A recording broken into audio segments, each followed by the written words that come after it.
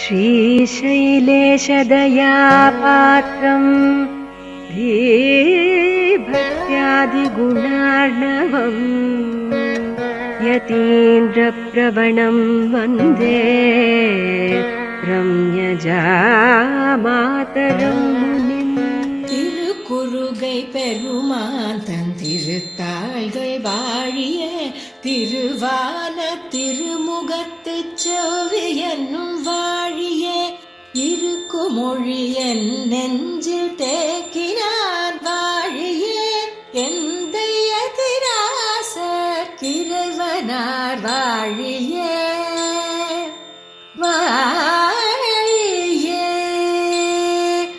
கருக்குழியில் புகவண்ணம் காத்தருள்வோன் வாழியே காசினியில் ஆரியனாய் காட்டினான் வாழியே வருத்தமர வந்தென்னை வாழ்வித்தான் வாழியே மதுர கவி தந்திரான் வாழி வாழி வாழியே வாழி வாழி வாழியே வாழி வாழி வாழியே.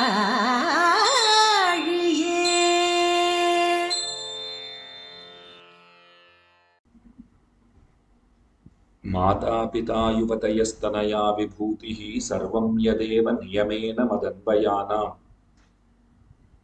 आद्यस्य नः कुलपतेर्वकुलाभिरामम् श्रीमत्तदङ्घ्रियुगलं प्रणमामि मूर्ध्ना.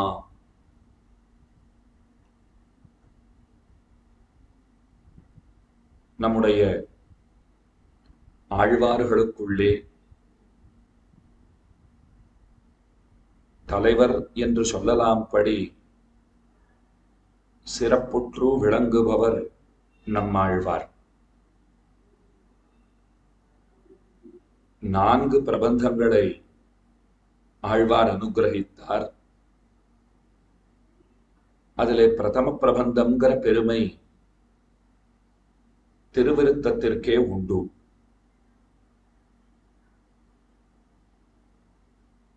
திவ்ய பிரபந்த தாரா என்கிற இந்த நிகழ்ச்சியில் தற்சமயம்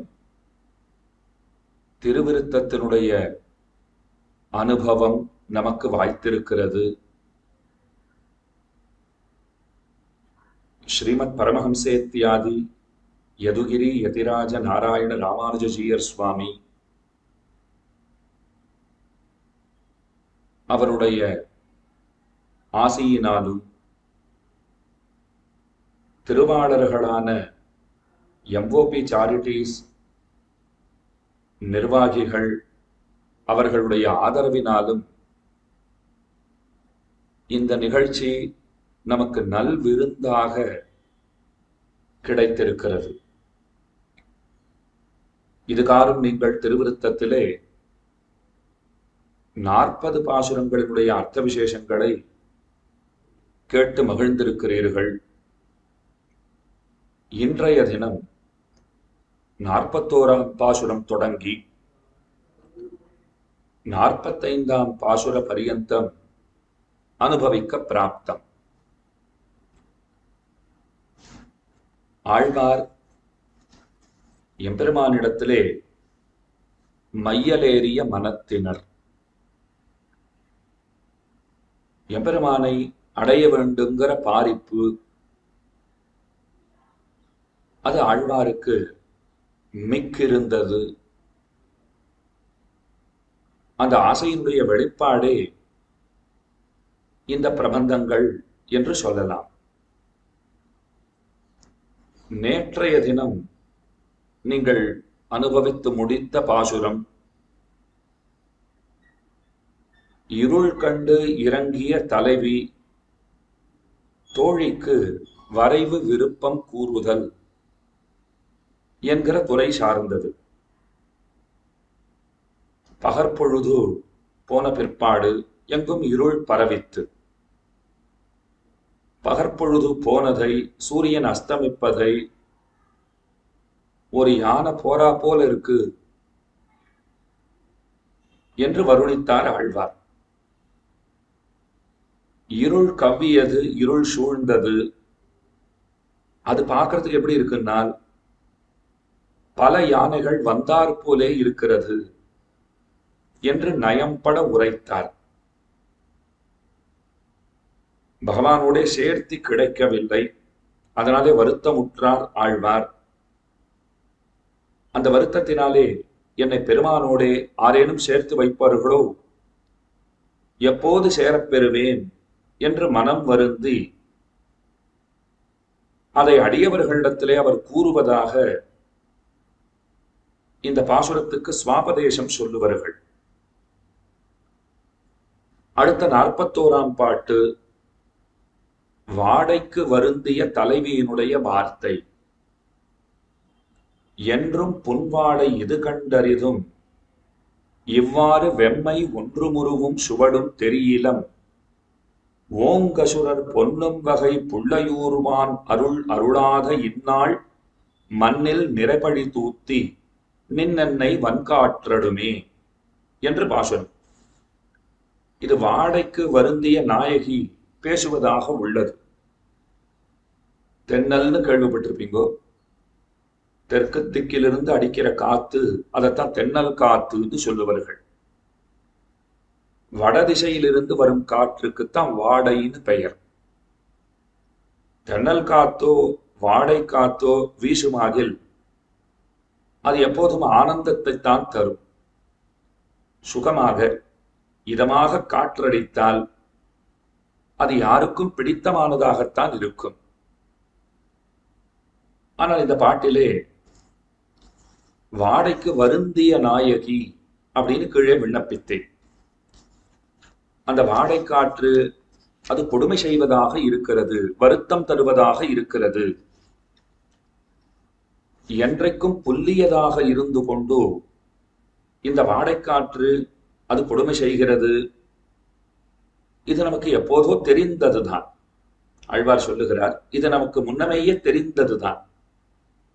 வாடைக்காத்துனாலே அதனுடைய வேலையே நம்மை துன்புறுத்துவதுதான்.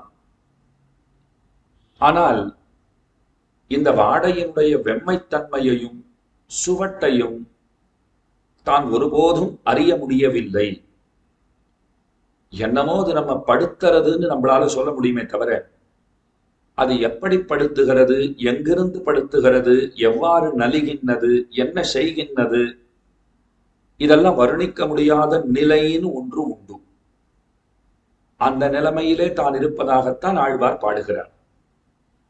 வாடைக்காத்து இப்படித்தான் என்ன பாடாப்படுத்துங்கிறது எனக்கு ஏற்கனவே தெரியும்.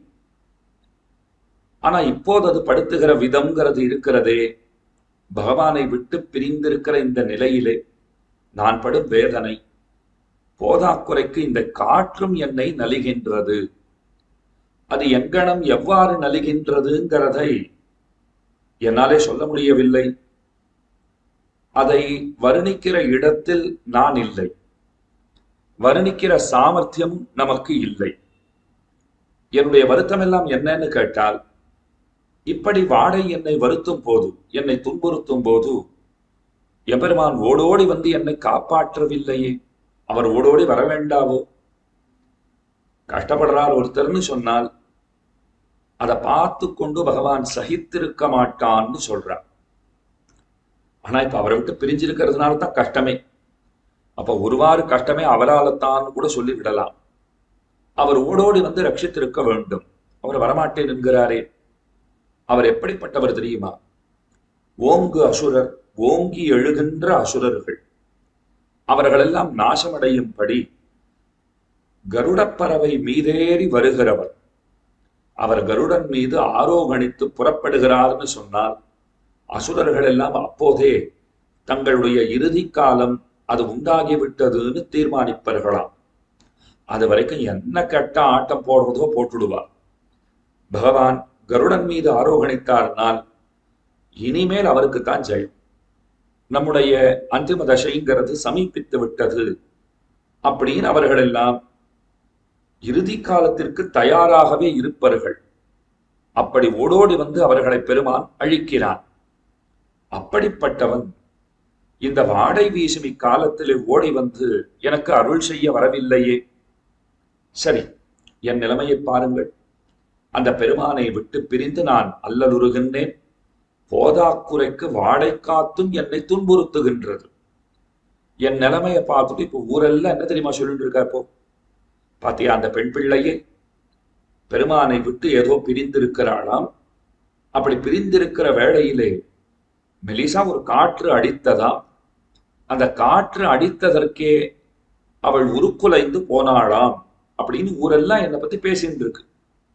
என்னை பற்றி பழி பேசுகின்றது ஊர்.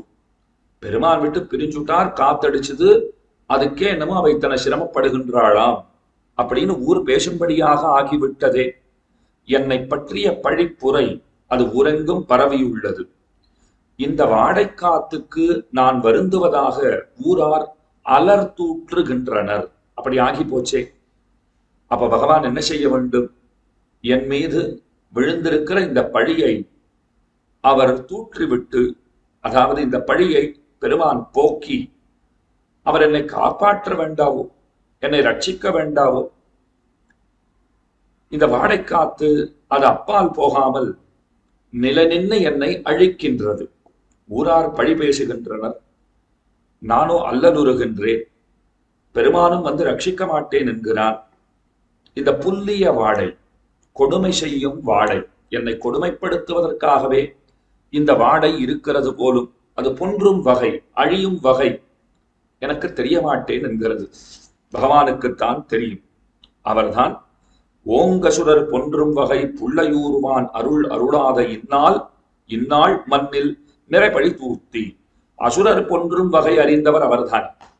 அவருக்குத்தான் இந்த வாடை பொன்றும் வகையும் அவருக்குத்தான் தெரியும். அவர்தான் வந்து ரட்சிக்க வேண்டும். கீழே இந்த பெண் பிள்ளை பகவானை விட்டு பிரிந்திருக்கிறாள், அதனாலே சிரமப்படுகின்றாள். அப்போன்னு பார்த்து வாடைக்காற்று வேறு அடித்தது, அதனால இன்னமும் அல்லலுறுகின்றாள் அப்படின்னு இவரை பத்தி ஊராரெல்லாம் அலர் தூத்துகின்றனர், பழிப்புரை செய்கின்றனர் அப்படின்னு பார்த்தோமா. பெரியவாச்சான் பிள்ளை இன்னொரு அர்த்தம் ரொம்ப ஆச்சரியமாக காட்டி அருளுகிறார். ஊரார் இந்த பெண் பிள்ளையை சொன்னதா கொள்ளலாம், பகவானை பழிப்பதாகவும் கொள்ளலாம் அப்படின்னு ஒரு அர்த்தம் காட்டுறார். இந்த பெண் பிள்ளை அவனை விட்டு பிரிந்து இத்தனை சிரமப்படுகின்றாள். போதாக்குறைக்கு காற்று வேறு அவளை பாடாய்ப்படுத்துகின்றது. அந்த நிலைமையிலும் கூட அவளை பார்த்திருந்தும் அவளை ரட்சிப்பதற்கு இப்படி வாராமல் இருக்கிறானே அப்படின்னு பகவானை பத்தி பழி சொல்லுகிறார்கள் என்று கொள்வதற்கும் இங்கே இடம் உண்டு என்றொரு அர்த்தம் காட்டுகிறார். ரொம்ப ஆச்சரியமான பாசுரம். இப்ப இந்த வாடைக்காத்து படுத்துகிற பாடு அதை முக்கியமா நினைவிலே கொள்ளுங்கொள். இந்த இடத்துல ருது சம்ஹாரத்திலே காளிதாசர் காட்டுகின்ற ஒரு விஷயத்தை பார்க்கலாம். ஆதித்த வன்னி சதுருஷைஹி மருதாவதூதைஹி சர்வத்ர கிம்சுகவனைஹி குசுமாவனம்ரைஹி சத்யோ வசந்த சமயேனஹி சமாச்சிதேயம் ரக்தாம்சுகா நவவதூரிவ பாதி பூமிஹி அப்படின்னு ஒரு ஸ்லோகம். அது ருத்து சம்ஹாரத்திலே 6ஆம் பகுதி, அதுல 21ஆம் ஸ்லோகம். வசந்த காலம் வந்தாச்சுன்னால் நன்ன தென்றல் காற்று அடிக்கும். அந்த தென்றல் காற்றிலே பலாச மரங்கள் பூத்து குலுங்குமா. பலாச மரங்களுடைய அந்த கிளைகளை பார்த்தோம்னால் நன்றாக பூத்து குலுங்கும். அது பார்க்கறதுக்கு அந்த கிளைகள் எப்படி இருக்குன்னா சக்கச்சவேல்னு பூத்து இருக்கிற பூக்கள். அந்த பூக்களோட கூடிய கிளைகள் பார்ப்பதற்கு எரியும் நெருப்பு சுடர் போல தோன்றுகின்றன. அப்படியே நெருப்பு சுடர் எங்கும் பற்றி எரிந்தால் எப்படி இருக்கும், அப்படித்தான் இருக்கு. அப்ப இந்த பூமி எப்படி இருக்குன்னால் முழுக்க முழுக்க பலாச காடுகளாவே இருக்காம். அவ்வளவு அழகா வர்ணிக்கிறார். அப்ப எங்க பார்த்தாலும் அந்த பூக்கள் வேறு கீழே விழுந்து இருக்கின்றன. ரொம்ப ஆச்சரியமா பூக்கள் கீழே சிந்தி இருக்கின்றன, சிதறி இருக்கின்றன. செக்கச்சவேல் இருக்கிற பூன்னு சொன்னேன்னா அப்ப அந்த செக்கச்சவேல் இருக்கிற அந்த பூக்களினாலே சூழப்பட்ட இந்த பூமி அது பார்ப்பதற்கு எப்படி இருக்கிறதுனால் நல்ல பட்டுச்சேலை, சிகப்பு பட்டுச்சேலை அணிந்த ஒரு புது மணப்பெண் அவ உட்கார்ந்திருக்கா போல காட்சி தருகின்றது அப்படின்னு அவர் வர்ணிக்கின்றார். உவமைன்னு சொன்னாலே காளிதாசர் தானே. இப்படி அவர் ரொம்ப ஆச்சரியமாக ஒரு உவமை காட்டுகிறார். அப்ப தென்னல் காத்து அடிக்கிறது. அந்த தென்னல் காத்தினாலே பலாச மரங்கள் அதனுடைய கிளைகள் அசைகின்றன, பூக்கள் சிதறி கீழே விழுகின்றன. இதெல்லாத்துக்கும் அந்த காற்று தானே காரணமாக இருக்கிறது. குமார சம்பவத்துல ஒரு இடத்துல சொல்லுவார், ரதி மன்மதனை இழந்து விட்டாள். சாதாரணமா இந்த காத்தடித்ததுன்னு சொன்னாலே அது தென்றல் காற்றோ இல்ல மந்தமாருத்தம் வாடக்காத்து எதுவாக இருக்கட்டும், அளவாக வீசும் காற்று அதுதான் மந்தமாருத்தம்ங்கிற. வாடைக்காற்றாகவும் இருக்கட்டும், இந்த காத்தெல்லாம் அடிச்சதுன்னு வச்சுக்கோங்களேன், பிரிந்திருக்கிறவர்கள் தங்களுடைய இணையை பெரிதும் அவர்கள் விரும்புவர்கள், நாடுவர்கள். அவர்களை சேர்த்து வைக்கிற காரியத்தையே இந்த காற்று தான் செய்யுங்கிறார். காற்றிற்கு பெரும் பங்கு உண்டு. இணை ஒன்று சேர வேண்டும்னு சொன்னால் காற்றினுடைய பங்கு அது அலாதியானது. இப்ப மன்மதன் அவனுடைய வேலைதான் எல்லாம்னு பார்க்கிறோம். வேதாந்த தேசிகன் எதிராஜ சப்தத்தியிலே ரொம்ப ஆச்சரியமாக சாதிக்கிறார். மும்மூர்த்திகள் எடுத்துக்கொண்டால் அத்தனை பேரும் தங்களுடைய மனைவிமார்களுக்கு அல்லது மனைவிக்கு வசப்பட்டவர்களாகவே இருக்கிறார்கள். பிரம்மா சரஸ்வதியை விடுறதே கிடையாது. சாதாரணமா ஒருத்தர் நல்லா பேசுறார் பாடுறாருன்னா என்ன சொல்லுவோம்? நாவிலே சரஸ்வதி குடிகொண்டுள்ளாள் அப்படிங்கிறோம். பிரம்மாவுக்கு 4 முகங்கள், 4 நாக்குகள், எல்லாவற்றிலும் அவர் வேதங்களை எப்போதும் சொல்லிட்டே இருக்கார். சகல கலைகளும் அவருக்கு வசம் வந்திருக்கிறது. ஏன்னா கலைமகளை எப்போதும் நாக்கிலேயே கொண்டிருக்கார். மனைவியே கலைமகள் தான், சரஸ்வதி தானே. அதனால அவருக்கு பெண் பித்து போகவே இல்லை. பரமசிவன் கேட்கவே வேண்டாம், அர்த்தநாரின்னு பேரே எடுத்துட்டார். கண்ணன் எப்படின்னா கோபி ஜனங்களுக்கு தன்னையே கொடுத்துட்டார். மொத்தமாக தன்னை எழுதி கொடுத்து விட்டார். கோபீஜன வல்லபன்னே பெயர் எடுத்துட்டார். அப்ப இவர்களுக்கெல்லாம் பெண் பித்துங்கிறதும் உண்டு. என் பெருமானுக்கே மாலோலன்னு பேர் இருக்கும். ஸ்ரீ மகாலட்சுமியின் பின்னேயே திரிகிறவர், அவளை கணப்பொழுதும் விடாதவர் அப்படின்னு பேரே இருக்கும். அதனால் அவர்களெல்லாம் பெண் பித்து தொலையாதவர்கள். மதன கதனைர் நக்லிஷ்யந்தே யதீஸ்வர சம்ஸ்ரயாகான்னு சொல்லுவார்கள். காமாதி தோஷஹரம் ஆத்மபதாஸ்ரிதானாம் ராமானுஜம் யதிபதி பிரணமாமி மூர்த்தனா என்று மணவாள மாமனிகள் பாடுகிறார். அதனால அந்த பித்தை தொலைத்தவர்கள்னு நாம் ஆரை சொல்ல முடியும்னால் என் பெருமானாருடைய பக்தர்களுக்குத்தான் அந்த பெருமை. என் பெருமானாருடைய பக்தர்கள் தான் நாம் எல்லாரும் நினைச்சிட்டு இருக்கோம்னா இந்த பித்தெல்லாம் தொலைஞ்சுதான்னால் சுவாமி தொலைஞ்சுதாவது அதிகமா இருக்குன்னு தான் சொல்லணும். அப்ப நாம் எல்லாம் பெருமானார் பக்தர்கள் இல்லையான்னா அவர் அருளால சீக்கிரமாக அந்த ஒரு நன்னிலைமை நமக்கும் வாய்க்கட்டும். அந்த பித்துகளை எல்லாம் நாமும் மாய்க்கும் வழி எம்பெருமானார் அருளாலே அறிவோம்னு சொல்ல வேண்டும். அதனாலே இந்த இடத்துல பாருங்கள், முக்கியமாக சொல்ல வந்திருக்கிற அர்த்தம், ஒரு இணை அவர்கள் சேர்ந்திருக்க ஆசைப்படுகிறார்கள்னு சொன்னால் அது மன்மதனுடைய வேலை. அவன் வேலையை ஆரம்பிச்சா 2 பேரும் சேரணும்னு ஆசைப்பட போறான். ஆனா மன்மதனை சிவபெருமான் எரித்து விட்டார். அப்ப அந்த வாடை காத்து அடிக்கிறது. அப்ப ரதி தேவி சொல்றார், குமார சம்பவத்துல இதை காளிதாசர் சொல்றார். ரதி தேவி சொல்றார், உன்னுடைய நண்பன் போய் சேர்ந்தான், நீ என்னத்துக்காக இருந்து கொண்டு என்னை வாட்டுகிறாய்? காத்தடிக்கிறது அவர் ஞாபகம் வருது. இப்போ அவர் தான் போயிட்டாரு. அப்போ நண்பன் போயிட்டார், நீ என்னையும் கொண்டு போய் அவரோட சேர்த்திருக்க வேண்டாவோ, என்னையும் முடித்திருக்க வேண்டாவோ. ஆனால் வாடைக்காற்றே நீ இதமாக வீசிக்கொண்டு என்னுடைய துயரத்தை இன்னமும் அதிகமாக ஆக்குகின்றாய், இதற்கென் செய்கேன் அப்படின்னு அவள் கேட்கும்படியாக ஒரு இடத்துல அவர் ஒரு செய்தியை நமக்கு காட்டுகிறார். அதே போல இன்னொன்னு சொல்லுகிறேன், கிஷ்கிந்தா காண்டம். அந்த கிஷ்கிந்தா காண்டத்துல பாருங்க, சக்கரவர்த்தி திருமகன் பம்பை கரையிலே இலக்குவனோடு இருக்கிறார். சீத்தையை பிரிந்திருக்கிற தருணம். அப்ப காத்தடிக்கிறது. அந்த இடத்தினுடைய சூழ்நிலை ரொம்ப ரம்யமாக இருக்கிறது. வசந்த காலம் வந்திருக்கு. பார்க்கிறாரு பெருமான். அபஷ்யதஸ்தாம் தயிதாம் பஷ்யதோ ருச்சிரத்ருமான் மமாயமாத்ம பிரபவோ பூயஸ்துவம் உபயாஸ்யதி. இன்னொன்னு சொல்றார், சந்தாபயதி சௌமித்ரே குரூரச்சைத்ரோ வனாநிலஹா. மோசமா காத்து அடிச்சுட்டு இருக்கு அப்படிங்கிறார். ஏது நல்ல இனிமையான காத்து தானே என்னால் சேர்ந்திருக்கிறவர்களுக்கு இனிமையை தருகின்ற காற்று. பிரிந்திருக்கிறவர்களுக்கு அது விபரீதமாத்தான் பண்ணும். பிரிந்திருக்கிறவர்களுக்கு இன்னமும் அவர்களுடைய துயரத்தை துன்பத்தை அது கூட்டத்தான் செய்யும். பார், நான் இவ்வளவு கஷ்டப்படுறேன் அப்படின்னு சொல்லுகிறார் ராமன். இந்த செய்தியையும் இவ்விடத்திலே நினைவிலே கொள்க. கடைசியா இன்னும் ஒரே ஒரு வார்த்தை சொல்றேன். ஹம்ச சந்தேசம்னு ஒரு காவியம் வேதாந்த தேசிகன் படைத்திருக்கிறார். அதிலே சக்கரவர்த்தி திருமகன் ஒரு அன்னப்பறவையை சீதையினிடத்திலே தூது விடுவதாக அந்த காவியம் அமைந்திருக்கிறது. அந்த அன்னப்பறவை ராமனிடமிருந்து புறப்படுகிறது, சீதையினிடத்திலே தூது போகிறது. அப்படி போகிற தருணத்திலே பகவான் சொல்றார், பல க்ஷேத்திரங்களையும் தரிசித்துக் கொண்டு நீ நேராக சீத்தையை சென்று பார்ப்பாய் அப்படின்னு சொல்லும் போது போகும்போது காஞ்சிபுரம்னு உண்டு, அங்கே நிச்சயமாக போ அப்படிங்கிறார். காஞ்சிபுரத்துல என்னன்னா, இங்க ஏகாம்பரேஸ்வரர் அப்படின்னு ஒரு ஈஸ்வரன் சந்நிதி உண்டு, ஒரு சிவாலயம் உண்டு. அந்த சிவாலயத்துக்கு அக்கம் பக்கத்திலே பெரிய மாந்தோப்புகள் உண்டு. அந்த மாந்தோப்புகள் இருக்கு பார், அந்த மாந்தோப்புகள் அது அசையும் போது, காற்றினாலே அசையும் போது அது நல்ல நறுமணத்தை அது எடுத்துக்கொண்டு கிளம்பும், நல்ல நறுமணத்தை அது கடத்தும். அந்த நறுமணத்தை அது கடத்துகிற காலத்திலே கம்பாங்கிற நதி, அது வேகவதிக்கு பல கிளை நதிகள் உண்டுங்கிற, கிட்டத்தட்ட 7 நதிகளை சொல்றா. அதுல ஒண்ணுதான் கம்பாங்கிற நதி. சில பேர் இல்ல தனியாவே அப்படி ஒரு நதி இருந்ததுங்கிறா. அது எப்படியேனும் கொள்க.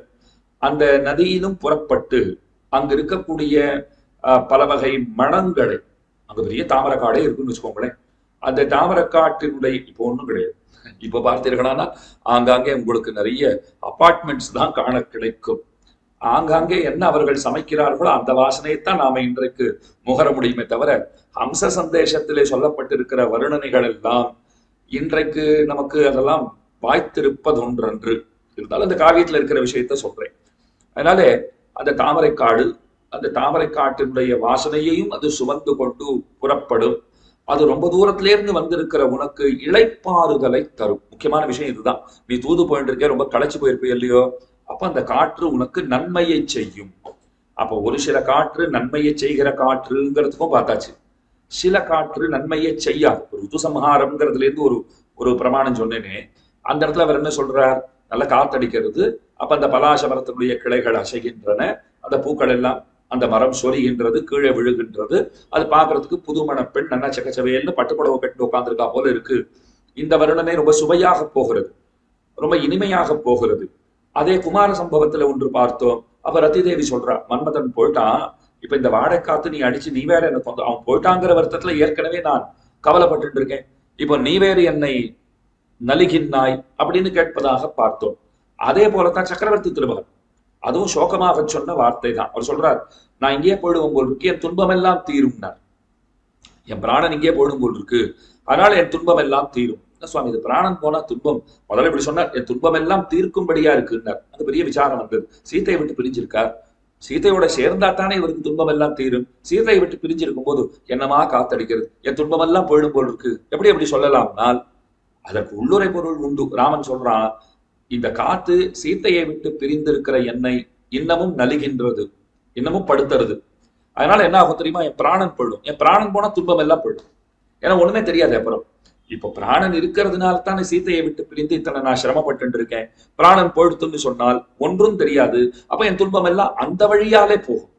பிராணன் போயிடுத்துனா ஒன்றும் தெரியாதுன்னு ஒன்று உண்டோ இல்லையோ, என்ன நடக்கிறது நமக்கு தெரியாது, அதனால துன்பம் எல்லாம் தொலையும் அப்படின்னு அவர் நயமாக சொன்னார். அப்ப அதுவும் துன்பத்தை பத்தி பேசின அந்த காற்றினாலே ஏற்படுகின்ற துயரங்களை அவர் விளக்குவதாகத்தான் அமைந்துள்ளது. ஆனா இப்ப கடைசியா பார்த்தோம் பாருங்க, ஹம்ச சந்தேஷம்.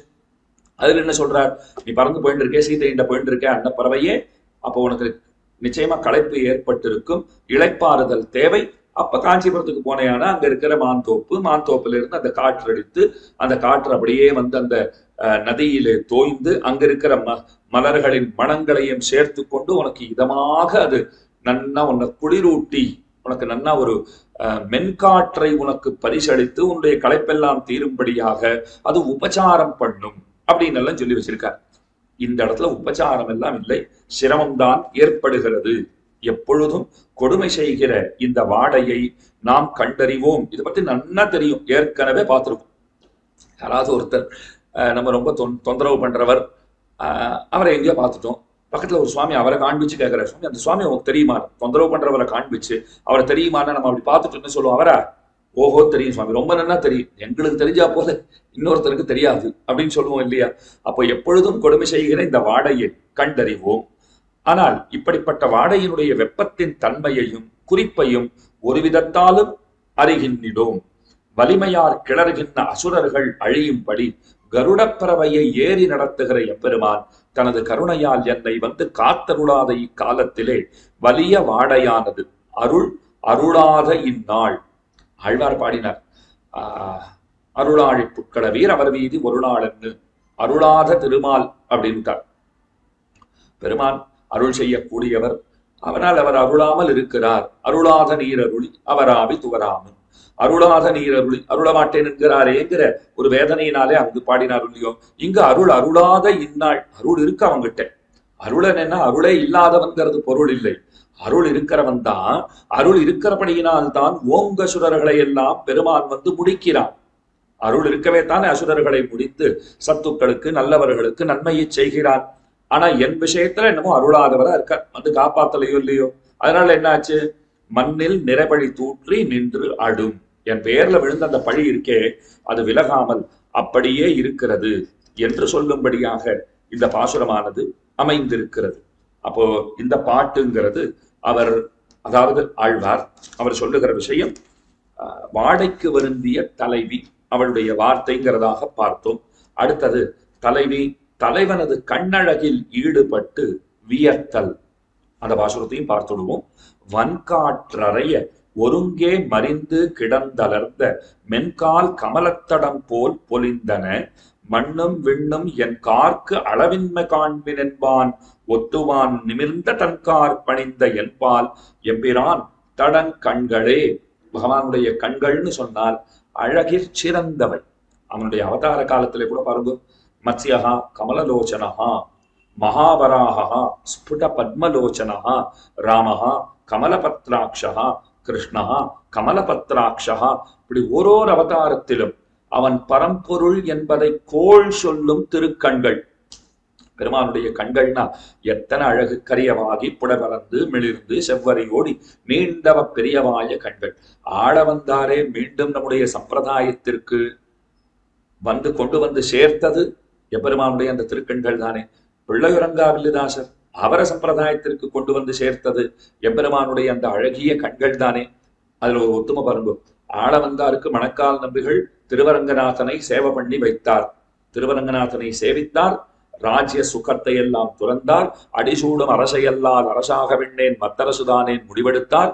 ஸ்ரீ வைஷ்ணவ சம்பிரதாய சாம்ராஜ்யத்தில் பட்டாபிஷிக்தரானார். ஆள வந்தார். மணக்கால் நம்பிகள் காட்ட திருவரங்கநாதனுடைய திருக்கண்களை தரிசித்தார். சம்பிரதாயத்துக்கு திரும்பவும் வந்து சேர்ந்து விட்டார். பிள்ளையரங்காவில்லிதாசர் சரித்திரம், அவருக்கும் எம்பெருமானுடைய திருக்கண்கள் காண்பிக்கப்பட்டன, அவருக்கும் தரிசிப்பிக்கப்பட்டன. ராமானுஜர் அந்த காரியத்தை செய்தார் இல்லையா. எம்பெருமானார் தான் அழைத்து கொண்டு போய் திருவரங்கநாதனுடைய கண்களை சேவை பண்ணி வைத்தார். உடனே அவர் என்ன சொல்லிட்டார், இத்தனை நாளா மனைவியின் பின்னே குடைபிடித்துக் கொண்டு போய் கொண்டிருந்தவர், மனைவியினுடைய கண்ணழகிற்கு தோத்திருந்தவர், இனிமே திருவரங்கநாதருக்கு தோற்றேன்னு சொல்லி கைங்கரியங்களை பண்ணினார். இல்ல ஒரு ஒத்துமை பாருங்க. ஆளவந்தார் விஷயத்திலே சேவை பண்ணி வைத்த ஆச்சாரியர் அவர் மாசி மாதத்திலே திருவவதரித்தார். பிள்ளையரங்காவில்லிதாசர் விஷயத்திலே சேவை பண்ணி வைத்த ஆச்சாரியர் ராமானுஜர், அவர் மாசி மாதத்துல திருவவதரிக்கவில்லை, மாறாக மாசி மாதத்திலே அவர் திருநாட்டுக்கு எழுந்தருளினார். அது ஒரு புறம் இருக்கட்டும். ஆனா பிள்ளையரங்காவில்லிதாசர் மாசி மாசத்திலே அவதார். அப்போ ஒரு சரித்திரத்திலே சேவை பண்ணி வைத்த ஆச்சாரியர் மாசி மாதத்திலே அவதரித்தார். மாசி மகம் அப்படின்னு கொண்டாடுறோம் இல்லையா. அந்த நன்னாளிலே தான் மணக்கால் நம்பிகள் திருவவதரித்தார். அவர் தான் ஆளவந்தாருக்கு சேவை பண்ணி வச்சிருக்கார். பிள்ளையரங்காவில்லிதாசர் விஷயத்திலே அவரே மாசி ஆயில்யத்திலே திருவவதரித்தவர். அதனால அது என்னமோ தெரியல, மாசி மாச சம்பந்தம் இருக்குமாகில் திருவரங்கநாதன் தம்முடைய கண்ணழக காண்பித்து நம்மை எல்லாம் வெல்வான் போதும் அப்படிங்கிறதுக்காக சொன்னேன். அப்போ திருவரங்கநாதனுடைய கண்ணழகு கப்பியாசம் புண்டரீகமேவ மக்ஷிணி சாந்தோக்கியமும் ஓதுகிறதோ இல்லையோ, ரொம்ப ஆச்சரியமான கண்கள். அது ஆழ்வார் என்ன அழகா வர்ணிக்கிறார் பாருங்கோ. எம்பெருமானாகிய நாயகன் பராங்குஷ நாயகியை தன் கடைக்கண் பார்வையால் குறிப்பாக நோக்கி விடுகின்றானாம். அப்படி ஆழ்வாரையே பார்த்துட்டு இருக்கார். அப்படி பார்வைய ஒரு ஓரமாக செலுத்தி ஆழ்வார் எங்க இருக்கிறார்னு தேடி கண்டுபிடித்து அந்த ஆழ்வார் மேலேயே பொருந்தி இருக்குமாறு தம்முடைய அமிர்த கிரணங்களை ஒத்த அமுத பார்வை, அந்த அமுத பார்வையை பெருமான் செலுத்துகின்றான். தானும் அவனை இப்படி நோக்கிய அந்த நாயகி தாயாரும் பார்க்கிறாள், அதாவது பராங்குஷ நாயகி அவளும் பார்க்கிறாள், ஆழ்வாரும் பார்க்கிறார். ஓ பகவான் நம்மையே பார்த்து கொண்டிருக்கிறான் போல் இருக்கிறதே அப்படின்னு ரொம்ப வாஞ்சையுடன் அவளும் பார்க்கிறாள். அவன் திருக்கண்ணழகில் தன்னை இழந்து விடுகிறாள், தன்னை தொலைத்து விடுகிறாள். அப்ப தோன்றுகிறதாம் பராங்குஷ நாயகிக்கு என்ன தோன்றுகிறது என்னால், திருவுலகு அளந்தருளின அவனுடைய திருப்பாத வைபவத்தை வியந்து. எம்பெருமானுடைய திருப்பாதங்கள் எத்தனை எத்தனை பெருமை பெற்றவை. விஷ்ணோகோ பதே பரமே மத்வ உற்சகா என்று வேத வேதாந்தங்கள் எல்லாம் சொல்லுகின்றன. எம்பெருமானுடைய திருவடிகளில் நின்னும் தேன் பெருகுகிறது. விஷ்ணோ பதே பரமே மத்வ உற்சகா நரோ யத்ர தேவயவோ வதந்தி ததஸ்ய பிரியமபி பாதோ அஸ்யாம். வேதபுருஷன் சொல்றான் பாருங்க, பெருமானுடைய திருவடிகளில் இருந்து தேன் பெருகுகிறது. அந்த தேனை பருகுவதற்காக பெருகுகின்ற தேனை பருகுவதற்காக நானும் போகிறேன்கிறான். அதனால்தான் பகவானுக்கே ஒரு சந்தேகமா, இது நிஜம்தானா பக்தர்கள் அப்படி சொல்றாளே, நிஜமாவே நம்முடைய பாதங்களில் நின்னும் தேன் பெருகுகிறதோ அப்படின்னு அவருக்கு சந்தேகம்னா தீர்த்துட்டு தானே ஆகணும். அதனாலதான் அவர் என்ன பண்ணார், கராரவிந்தேன பதாரவிந்தம் முகாரவிந்தே வினிவேஷயந்தம் பட்டஸ்ய பத்ரஸ்ய புடேஷயானம் பாலம் முகுந்தம் மனசாஸ்மரான். தானே தன் திருவடியை பிடிச்சுண்டார். வலது திருவடி பெருவிரல் அதை வாயிலே வைத்து சுவைத்து பார்க்கிறார் பெருமான். அப்படின்னு அவனுடைய அந்த திருவடிகளுக்கு அத்தனை ஏத்தம். அது மட்டுமா ஏத்தம், அந்த திருவடிகள் தானே திருவுலகு அளந்தருளின திருவடிகள். எத்தனையோ பெருமைகள் இருந்தாலும் வாமனாவதாரத்துக்கு இருக்கிற ஏத்தம் இன்னொன்னு உண்டா அப்படின்னு சொல்றது உண்டு. ஏன் வாமனாவதாரத்துக்கு பெருமைன்னா அதுலதான் டபுள் தமாக்கா உண்டு, டபுள் பொனான்சா அப்படிங்கிறான். என்னென்ன ஒரு அவதாரத்துல 2 அவதாரம் கொடுத்துருக்காரு. ஒண்ணு வாங்கினா ஒண்ணு ஃப்ரீ அப்படி வச்சுக்கோங்க. வாமனனா வந்தார், திருவிக்கிரமனாக வளர்ந்தார். ஒரு அவதாரத்துல 2, யாரையும் வதம் பண்ணாத அவதாரம். இது ரொம்ப முக்கியமான விஷயம் இல்லையோ. யாரையும் பெருமான் நலியவில்லை, அனுகிரகத்தை தான் பண்ணியிருக்கார் பெருமான். அதனாலே சிறந்த அவதாரம்னு சொல்லப்படுகின்ற அவதாரம் திரிவிக்ரமத்வ சரணாம்புஜத்வயம் மதிய மூர்த்தானம் அலங்கரிஷதி என்ன ஆள வந்தாலும் பிரார்த்திக்கிறார் இல்லையோ. நம்ம அத்தனை பேர் தலைமையிலையும் திருவடிகளை வைத்து பெருமான் அனுகிரகம் செய்திருக்கிற ஒற்றை அவதாரம். அந்த பெருமை வாமனாவதாரம் திருவிக்ரமாவதாரத்துக்கு தானே உண்டு. பொறுகோட்டோர் ஏனமாய்ப்பு கிடந்தாய்க்கு அன்னும் ஒரு கோட்டின் மேல் கிடந்ததன்னே விரிதோட்ட சேவடிய நீட்டி திசை நடுங்க விண்துளங்க மாவடிவில் நீ அளந்த மண் அப்படின்னு பாடுறார். இந்த பிரம்மாண்டத்துக்குள்ள நிகழ்ந்த அவதாரம் சரியா. திருவிக்ரமாவதாரம் பிரம்மாண்டத்துக்குள்ளே நிகழ்ந்த அவதாரம். அவதாரத்தை செஞ்சிருக்கார் பெருமான். வராக அவதாரமும் அவர் தான் பண்ணார். வராக அவதாரம் பண்ணினார்னா பெருமானுடைய அதுவும் பிரம்மாண்டத்துக்குள்ளே நிகழ்ந்த அவதாரம் சரியா. பூமியை ஒரு கோட்டின் மேல வச்சுட்டார். பூமியை அளந்த அவதாரம் அதுவே பெரிய அவதாரம் திருவிக்ரமாவதாரம். அதை ஞாபகம் வச்சுக்கோங்க. இப்ப உங்களுக்கு புரிஞ்சிடும். பூமியை அளந்த அவதாரம் திருவிக்ரமாவதாரம், பூமிக்குள்ள நிகழ்ந்த அவதாரம். பெரிய வடிவம் எடுத்துட்டார். எங்க ஊருக்கு காஞ்சிபுரத்துக்கு வந்தா திருவிக்கிரம பெருமாளை நல்லா சேவிச்சுக்கலாம். மகாபலிக்கு வழிகாட்டுறதுக்காக ஆதிசேஷ வடிவத்தில் பெருமான் சேவை சாதிக்கிறார். ஊரகத்தான் வரப்பிரசாதி கேட்ட வரங்களை மறுக்காமல் மறக்காமல் இராய்க்காமல் தந்தருளுகிற பெருமான். அதுதான் அவருக்கு இருக்கிற ஏத்தம். கேளாமலே வரங்களை நல்குகின்ற பெருமான் என்று அவனை எத்தனை கொண்டாடினாலும் தகும். அந்த பெருமான் அவர் மகாபலிக்கு வழிகாட்டுறதுக்காகவே ஆதிசேட வடிவத்தை எடுத்துக்கொண்டு இன்றைக்கும் அங்கே சேவை சாதிக்கிறார். பாதாள லோகத்துக்கு போனவர் அங்கே இன்றைக்கும் அவனுடைய பட்டணத்தை காவல் காத்து கொண்டு ரட்சித்துக் கொண்டு வருகிறாருங்கிறது சரித்திரம். அப்ப பூமிக்குள்ள நடந்த அவதாரம், பூமியை அளந்தார் பெருமாள். பிரம்மாண்டத்துக்குள்ள நிகழ்ந்த அவதாரம், ஆகாசத்தை எல்லாம் அளந்தார்.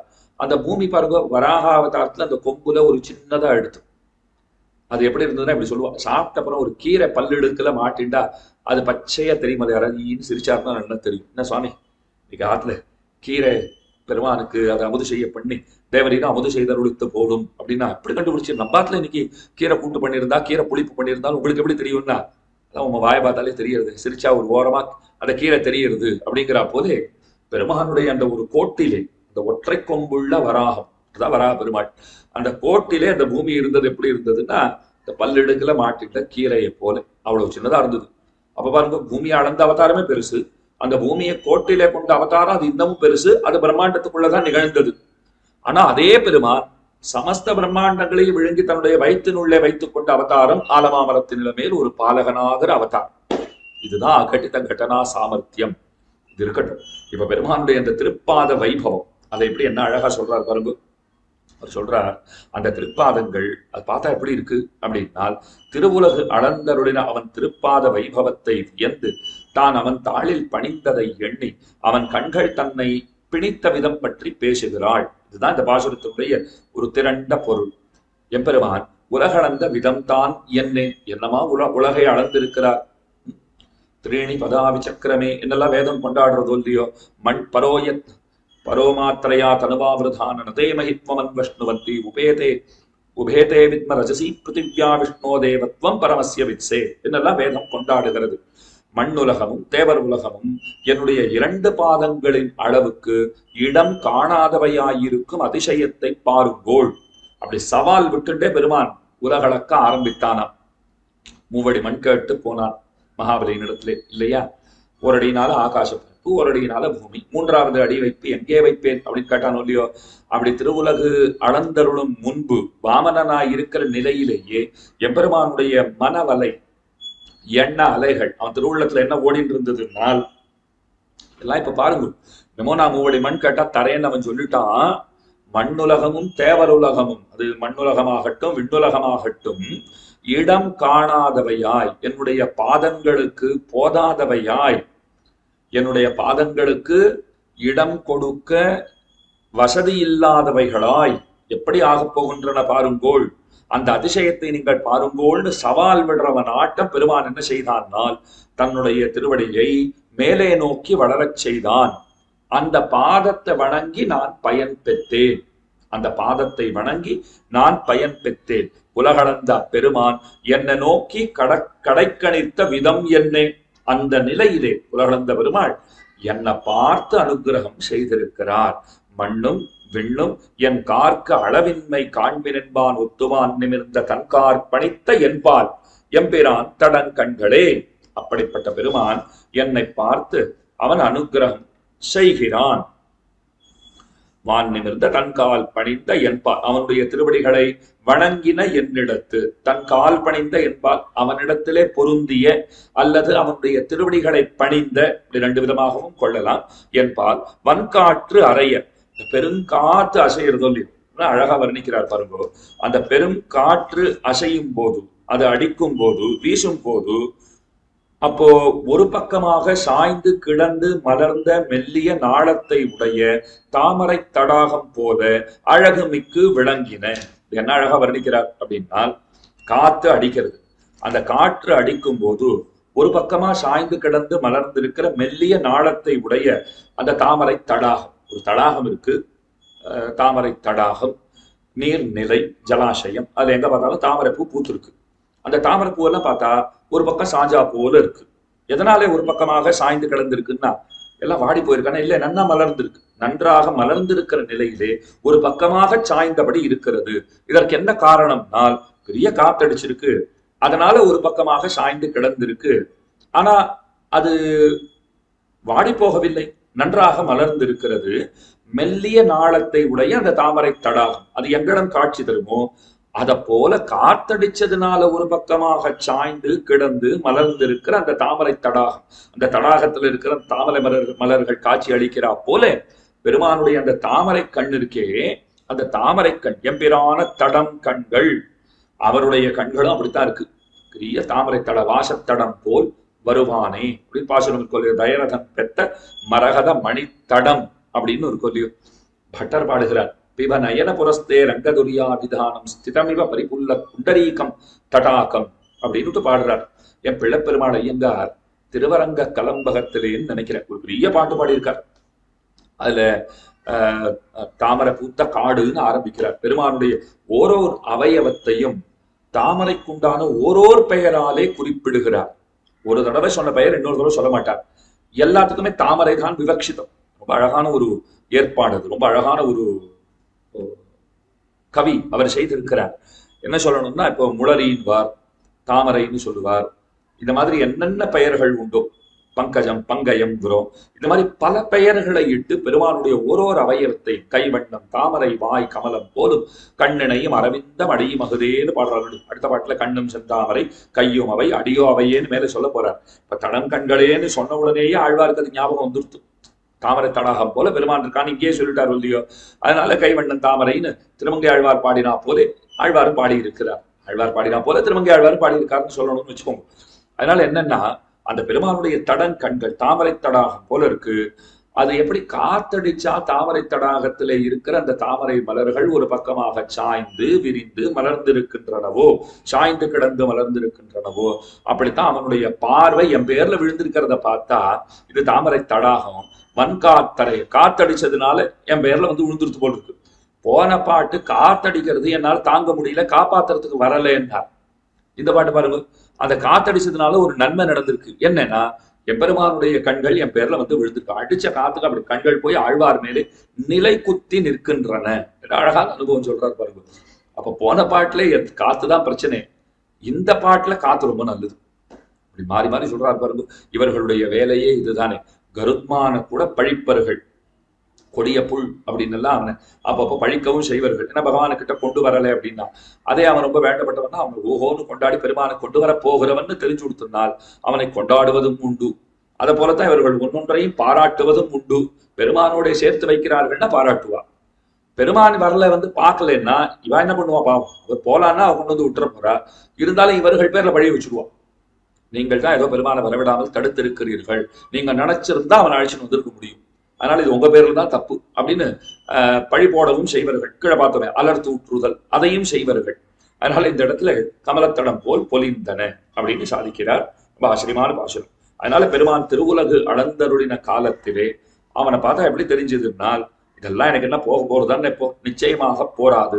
மண்ணும் விண்ணும் எம்பெருமானுடைய பாதங்களின் அளவுக்கு இடம் போதாத தன்மை அது இவ்விடத்திலே சொல்லப்படுகிறது. கம்பராமாயணத்துல கூட பாருங்க, நின்ன கால் மண்ணெலாம் நிரப்பி அப்புறம் சென்று பாவித்திலை சிறிது பாரெனா ஒன்ற வானகமெல்லாம் உடுக்கியும் பறை நின்ன கால் மீண்டது வெளிபெறாமையே உலகெல்லாம் உள்ளடி அடக்கி அப்படிங்கிற இடங்கள்ல கம்பராமாயணத்திலையும் காட்டப்பட்டிருக்கு. எல்லா உலகத்து உயிர்களையும் தன் கார்கீழடிமை கொள்ள திருவுள்ள முகந்த எம்பெருமான் அவ்வுலகை நோக்கி உங்கள் தலையில் என் காலை வைக்கிறேன் என்று சொன்னால் அவ்வுயிர்களில் அகங்கார மமகாரம் உடையவை நாங்கள் உன் காலை எம் தலையில் வைக்க மாட்டோம் என்று ஆணையிட்டு தடுக்கக்கூடும் என்று கருதி, பகவானுக்கு நாம் அனைவரும் அவனுடைய சொத்துக்கள்.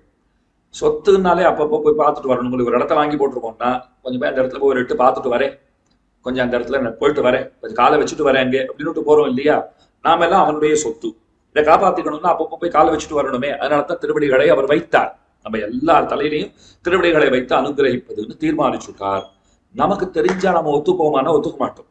ஏன்னா நாம தான் வணங்கலில் அரக்கன் அப்படின்னு இருக்கோமே, வணங்க முடியாது வணங்கா முடி அப்படின்னு அதெல்லாம் மாட்டவே மாட்டோம். உன் காலை எங்க தலைமையில வைக்கிறதுக்கு நாங்க விடவே மாட்டோம் அப்படின்னு நாம சொல்லிட போறோங்கிறதுனாலே பெருமாள் என்ன சொல்லிட்டார், நம்மளெல்லாம் பார்த்து சொன்னாராம். இப்ப நான் உங்களுக்கு எல்லாம் ஒரு வேடிக்கை காட்டுறேன், ஏதோ மூவடி மண்ணுன்னே அவன் தரேன்னு சொல்லிட்டான். ஒரு அடியினாலே ஆகாசத்தை எல்லாம் அளக்கிறேன், ஒரு அடியினால மண்ணெல்லாம் அளக்கிறேன்னு சொல்லி வச்சிருக்கேன், நீங்க வேடிக்கை பாருங்க, இதெல்லாம் என் காலுக்கு போதவே போதாது அப்படின்னு சவால் விடுறவன் நாட்டும் சொல்லியிருக்கான். மனசுக்குள்ள எண்ணம் என்ன அப்படின்னா நம்ம தலைகள்ல திருவடிகளை வைக்கணும். குழந்தைக்கு சாதம் எடுத்துன்னு வந்திருக்கா, அம்மா என்ன பிசைஞ்சு எடுத்துன்னு வந்திருக்கா, பக்கத்துல பெரிய பிள்ளை அவன் சாப்பிட்டு வந்துட்டான், அவனும் குழந்தை அவன் சாப்பிட்டு வந்தாச்சு. சின்ன பிள்ளைக்கு தான் இப்போ இந்த உணவை ஊட்ட வேண்டும், அது அடம் பிடிக்கிறதுன்னு வச்சுக்கோ. சரி பெரியவனை பார்த்து நீ வாடா, நீதான் ரொம்ப நல்ல பிள்ளையாச்சு, நீ சாப்பிட்டு விடுற, நீ தான் சமத்துனா அது ரொம்ப புத்திசாலி குழந்தையா இருந்தா இதுக்கெல்லாம் மயங்காது. சின்னது சில குழந்தைகள் என்ன அவனை போய் அம்மா ரொம்ப சமத்து, அவன் தான் நல்லவன் சொல்லிட்டானம்மா, நீ கொண்டாம நான் சாப்பிடுறேன், அவனுக்கு ஒன்றும் கொடுக்காது, அண்ணா அவனுக்கு கிடையாது அப்படின்னு. அதை போல இந்த இடத்துல பகவான் என்ன பண்ணிருக்காரு, இப்ப இந்த உதாரணத்தை ஞாபகம் வச்சுட்டு இதை கேட்டா உங்களுக்கு புரிஞ்சுடுங்கிறதுக்காக சொல்றேன். பகவான் என்ன பண்ணாரு, உங்க தலையெல்லாம் நான் திருவடியை வைக்க போறேன்னா நீ என்ன எங்க தலை கொண்டு வந்து வைக்கிறது, அதெல்லாம் ஒண்ணும் வேண்டாம் நம்ம சொல்லிடுவோங்கிறதுனாலே இப்ப வேடிக்கை பாருங்கோ, என்னுடைய திருவடிகளுக்கு என்னுடைய கால்களுக்கு இந்த மண்ணுலகம் விண்ணுலகம் இதெல்லாம் போதவே போதாது, சவால் விடுறேன் உங்களுக்கு. இப்ப நான் அளந்து காட்டுறேன் பாருங்கோ, இதெல்லாம் பாருங்க ஒண்ணுமே இல்லை, எங்க இருக்குன்னே தெரியாது, அதெல்லாம் அத்தனை ஒரு சிறிய தூசாட்ட ஒடுங்கி போறது அப்படின்னு சொல்லிட்டு பெருமான் அவர் அளந்தாரு இல்லையோ. ஆனா உள்ளுக்குள்ள அபிப்பிராயம் நம்ம தலைகள்ல தன்னுடைய திருவடிகளை வைத்து அனுகிரகிக்கணுங்கிறது தான். மண்ணும் வெண்ணும் என் கார்க்கு அளவின்மை காண்மினன்பானொத்து வான் நிமிர்ந்த தன் கால், உயிர்களுக்கு முயற்சி இல்லாமலே எம்பெருமான் அருள் செய்தமை. நாம் எல்லாம் பிரார்த்திக்கல, பெருமாள் சொல்ற நீ பிரார்த்திக்கலன்னா பரவாயில்ல, நானா வந்து திருவடிகளை வைக்கிறேன்னாலும் நீ வேண்டான்னு சொல்றவனா தானே இருக்கேன், அதுதான் இங்க பிரச்சனை. நீ பிரார்த்திக்கணுங்கிறத நான் கேட்கவே இல்லை, நானா வரேன், ஏன்னா தடுக்கிறவனா வேற இருக்க. அதனால நான் என்ன பண்ணேன், சவால் விடுறவனாட்டம் விட்டுட்டு வந்து உன் தலைகள்ல உங்கள் தலைகளிலே திருவடிகளை வைத்து அனுகிரகம் செய்தேன் அப்படிங்கிறது தான் இந்த இடத்துல விஷயம். ஆழ்வார் தம் பக்கல் எம்பெருமான் பரிபூர்ண கட்டாட்சம் பண்ணினபடியை பாவனையாலே அனுபவித்து அருளி செய்த பாசுரம் இது. வன்காற்றறையே என்றது தடையில்லாத நடையை உடைய கருணையால் தூண்டப்பட்டது கட்டாட்ச வீக்ஷணம் என்றபடி. தடையில்லாத கருணை எம்பெருமானுடைய இந்த நிருகேதுகமான ஒரு கிருப்பை, யாராலும் தடுக்க ஒண்ணாத அனுகிரகம். ஒருத்தருக்கு அவர் அனுகிரகம் பண்ணணும்னு நினைச்சுட்டார்னால் அதை யாரால் தடுக்க முடியும்? அனுகிரகம் பண்றதில்லைன்னு முடிவு பண்ணிட்டார்னால் யார் வந்து ரட்சிக்க முடியும்? அவ்வளவுதான் விஷயம். அவர் ரட்சிக்கணும்னு முடிவெடுத்துட்டா அதை யாராலும் தடுக்க முடியாது. அவர் ரட்சிக்க மாட்டேன்னு சொல்லிட்டா வேற யாரும் வந்து ரட்சிக்க முடியாது. இல்லையா? அப்ப பெருமானுடைய அந்த தடையில்லாத நடையை உடைய கருணை, அந்த கருணை இருக்கே, அந்த கருணையினாலே தூண்டப்பட்டுதான் இந்த கட்டாட்ச வீக்ஷணம்ங்கிறது ஒருவர் பேரிலே வந்து விழுகிறது. அது ஆழ்வாருக்கு வாய்த்தது. காருண்ய மாருதா நீதைஹி சீதலைர் அபிஷிஞ்சமாம் என்று திருக்கச்சிரம்பிகள் பாடுவர். காருண்ய மாருதா நீதைஹி, கருணையாகிற மாருதத்தாலே உண்டாகின்ற அந்த ரொம்ப அழகிய கண்ணோக்கம், அது நம்ம பேர்ல விழணுங்கிறது அது இவ்விடத்திலே சொல்லப்படுகிறது. இவ்வாழ்வார் ஒருவர் பக்கலிலே அபிமுகமாய் இவரையே நோக்கி மலர்ந்தமை சொன்னபடி, ஒருத்தரையே பாக்குற போல அடியன் அடிக்கடி சொல்றது உண்டு. எனக்கு ஒரு பெரிய நம்பிக்கை உண்டு. என்ன ஒரு கண்ணால பெருமான் உலகத்தை எல்லாம் பாக்குறார், ஒரு கண்ணால என் ஒருத்தனையே பார்த்துட்டு இருக்கார் அப்படின்னு ஒரு நம்பிக்கைன்னு சொல்லுவேன். ஆழ்வார் பாருங்க ரொம்ப அழகா சொல்லியிருக்காரு. இன்னும் அடியன் ஒன்றும் புதுசா சொல்லலை, அவர் சொன்னது பாருங்க. அது என்ன, ஒரு கண்ணு உலகத்தை எல்லாம், ஒரு கண்ணு ஒண்ணு, ரெண்டு கண்ணுமே என்னத்தான் பாக்குறதுன்னு அந்த தடங்கண்கள் நம்மையே நோக்குகின்றன அப்படின்னு இந்த பாசுரத்தால் ரொம்ப ஆச்சரியமாக சொல்லுகிறார். இந்த பாசுரத்தினுடைய அனுபவம் ஆச்சு. அடுத்த பாசுரம். கண்ணும் செந்தாமரை கையும் அவை அடியோ அவையே வண்ணம் கரியதோர் மால்வரை போன்னும் மதிவிகற்பால் விண்ணும் கடந்தும் பரப்பால் மிக்கு மத்தப்பால் எவர்க்கும் எண்ணும் இடத்ததுவோ எம்பிரான தெழில் நிறமே. கண்ணும் திருக்கண்களும் பதவுரை பாருங்கோ. செந்தாமரை பூவை ஒப்ப கையும் திருக்கைகளும் அவை அத்தாமரை பூவை ஒப்ப அடியோ திருவடிகளும் அவையே அத்தாமரை பூக்களையே ஒப்ப எம்பிரானது எழில் நிறம், எம்பெருமானுடைய அழகிய திருமேனி விளக்கம். வண்ணம் கரியதோர் மால்வரை போன்னு, நிறத்தில் கருத்ததான ஒரு பெரிய மலையை ஒத்து மதிவிகற்பால் ஞானத்தின் மிகுதியால் விண்ணும் கடந்து ஸ்வர்கலோகத்தாரை மேலிட்டு உம்பர் அப்பால் மிக்கு அதன் மேலிடத்துள்ள சத்தியலோகத்தார்க்கும் அப்பார் சென்று மத்தெப்பால் எவர்க்கும் அதன் மேல் பரமபதத்தில் எவ்விடத்தும் உள்ள நித்தியசூரிகள் எல்லோருக்கும் எண்ணும் இடத்ததுவோ இப்படிப்பட்டதென்று அளவிடும்படியான தன்மை உடையதோ அன்று. அப்படி இல்லை அப்படின்னு இந்த இடத்துல ரொம்ப ஆச்சரியமாக சாதிக்கிறார். அதாவது பராங்குஷ நாயகி தன் தலைவனான பகவான் திருமேனி அழகில் ஈடுபட்டு வியந்து பேசுகிறாள். அதாவது 41ஆம் பாட்டு வாழைக்கு வருந்திய தலைவியினுடைய வார்த்தை. 42ஆம் பாட்டு தலைவி தலைவனது கண்ணழகில் ஈடுபட்டு பேசும் பேச்சு, வியந்து பேசும் பேச்சு. 43ஆம் பாட்டுங்கிறது தலைவனது உருவெழில் உரைத்த தலைவி பேச்சு. அவனுடைய உருவெழில் அதை எங்கனம் உரைக்கிறாள்ங்கிறது. பராங்குஷ நாயகி தலைவனான பகவான் திருமேனி அழகிலே ஈடுபட்டு வியந்து பேசுகிறான். எம்பெருமானுடைய திருக்கண்கள் செந்தாமரை பூக்களை ஒத்து அழகுடன் விளங்குகின்றன. கப்பியாசம் புண்டரீகமேவ மக்ஷிணி, அவன் திருக்கரங்களும் அவ்வாறே அத்தாமரை பூக்களைப் போலவே உள்ளன. அதற்கு மேலே அவன் திருவடிகளையும் தாமரை மலர்கள் என்றுதான் கூறுவேன். கைமண்ணம் தாமரை வாய்கமலம் போலும் கண்ணினையும் அரவிந்தம் அடி மகுதே. இவ அடிக்கடி தாமரையை பிடிச்சிட்டு இருக்காளே, தாமரை தாமரை தாமரைங்கிறாளு. அழகுதான், யாரும் இல்லைன்னு சொல்லவே. ஆனா அவ்வளவுதான். தாமரையை சொல்லித்தான் பெருமானுடைய திருமேனியினுடைய அவயவங்களினுடைய வர்ணனையை செய்ய போகுமோ அப்படின்னால் தாமரை ஒண்ணுமே கிடையாது சுவாமி. தாமரைங்கிறது என்ன? அது ஒரு சமயம் பார்க்க நன்னா இருக்கும். அதே நிறைய சூத்திரங்கள்லாம் கூட சொல்றாள் இல்லையோ, சூரியன் இருக்குன்னா சூரியன் தான் அந்த தாமரையை அலர்த்துகிறது. அதே நீரை விட்டு பிரிஞ்சு கொடுத்தோன்னு சொன்னால் அதே சூரியனாலேயே அது வாடி போகிறதோ இல்லையோ. அப்போ அதற்கெல்லாம் ஒரு ஆக்கம் முடிவு இதெல்லாம் இருக்கு. பெருமானுடைய அவயவங்கள் தாமரையை ஒத்தவைன்னா அப்பப்போ அவைகளும் வாட்டமுறுமோ வாடி போகுமோன்னா அதெல்லாம் கிடையவே கிடையாது. எப்பவும் ஃப்ரெஷ்ஷா தான் இருக்கும். பெருமானுடைய திருமேனி சௌந்தரியம், திருமேனி அவயவங்களுடைய அந்த அழகுங்கிறது எப்போதும் நவமாக புதிதாகத்தான் நமக்கு தோற்றும். அப்படித்தான் இருக்கும். அப்ப திரும்ப திரும்ப தாமரை பிடிச்சுன்னு வந்து தாமரை போலே சொல்றீங்களேனால் நாங்க என்ன பண்ணுவோம்? அதை விட ஒரு சிறந்த பொருள் எங்களுக்கு கிடைக்கல, அதனால அதை சொல்லி தொலைக்க வேண்டி இருக்கு. அவ்வளவுதான் விஷயம். எதற்காக தாமரையே இவர்கள் பிடித்துக் கொண்டிருக்கிறார்கள்னா அதை விட்டா சொல்றதுக்கு வேற ஒண்ணு எங்களுக்கு உபமானத்துக்கு எதுவும் கிடைக்கலையேங்கிறது தான் பிரச்சனை. அதனால அத்தாமரை பூக்களைப் போலவே உள்ளன திருக்கரங்களும், அவன் திருவடிகளையும் தாமரை மலர்கள் என்றுதான் கூறுவேன். அவன் திருமேனி அழகு பார்த்தா பெரிய மலைய போல இருக்கு. ஸ்ரீரங்கநாதன பராசர விட்டர் அப்படித்தான் அனுபவிக்கிறார். பகவானை பார்த்தா ஒரு பெரிய மலை வந்து சாஞ்சா போல இருக்கார் அப்படின்னு சொல்லுவர். பெரிய காளமேகம் வந்து கிடந்தா போல இருக்குன்னு சொல்லுவர். காளமேகம்னா வானவில் உண்டே அப்படின்னா நிறைய திருவாபரணம் சாத்திட்டு இருக்கார். அதெல்லாம் அப்படியே ஒளி வீசுகிறது. வெல்வேஷம் திருவாபரணங்கள், அந்த ஒளி அம்புகளை வீசுகின்ற திருவாபரணங்கள். அதனால வானவில்லும் உண்டு. மின்னல் உண்டான தாயார் அப்படியே வெற்றா மின்னல் ஆட்டம் அப்படியே தாயார் இருக்கிறாள். அப்ப இந்த பெருமான் எப்படி இருக்காரு, கருத்த காலமேகத்தை உள்ளுக்குள்ள அந்த கிருபைங்கிற அந்த நீர் இருக்கே அது நல்லா ரொம்ப இருக்கு, அதனால கருத்த காலமேகமா இருக்கார் அப்படின்லாம் சொல்றது உண்டோ இல்லையோ. வேதாந்த தேசிகனும் தேவ பெருமாளை சொல்லும் போது காலமேகமாக சொல்லுவர். கரிசைல கிருஷ்ண ஜலதிகின்வர், அது ரொம்ப அழகா வர்ணிக்கிறார். ஞாபகம் வரிச்சே சொல்றேன், அதாவது இப்பயே சொல்லிடு, ஞாபகம் வரிச்சுன்னா இன்னொரு நாள் சொல்றேன்னு அர்த்தம் இல்லை, இப்ப ஞாபகம் வந்திருக்கு சொல்றேன்னு அர்த்தம். என்னன்னா தேவ பெருமாளுக்கு ராமானுஷர் தானே தினந்தோறும் தீர்த்த கைங்கரியம் பண்ணினார் இல்லையா. மேகம் கருத்து இருக்கணும்னா நல்லா கெடுக்கும், மேகம் கருத்து இருக்கணும்னா உள்ளுக்குள்ளே நீர் நிரம்பி இருக்க வேண்டும். அது ஆழிமழை கண்ணா ஒன்னு நீ கைகிற வேலை ஆழிவுக்கு முகர்ந்து கொடார் தெரியும், இந்த பாட்டு உங்களுக்கே தெரியும். அப்போ மேகம்ங்கிறது நல்லா சமுத்திராம்பு, அதை நல்லா பருகினாத்தான் மேகம் அப்படி கருப்பா இருக்கும் இல்லையா. இந்த ராமானுஜர் தினப்படி போய் தீர்த்தம் சமர்ப்பிச்சார் பாருங்கோ, ராமானுஜர் கொண்டு போய் தீர்த்தத்தை சேர்த்தார், அதனால தேவ பெருமாள் கருத்த மேகம் விட்டாராம். அப்ப எம்பெருமானாரால்தான் தேவ பெருமாளே கிருபையை செய்கிறவராக ஆகிறார்னு ரொம்ப ரசமா சொல்றார். அப்போ காலமேகமா அனுபவிக்கலாம்.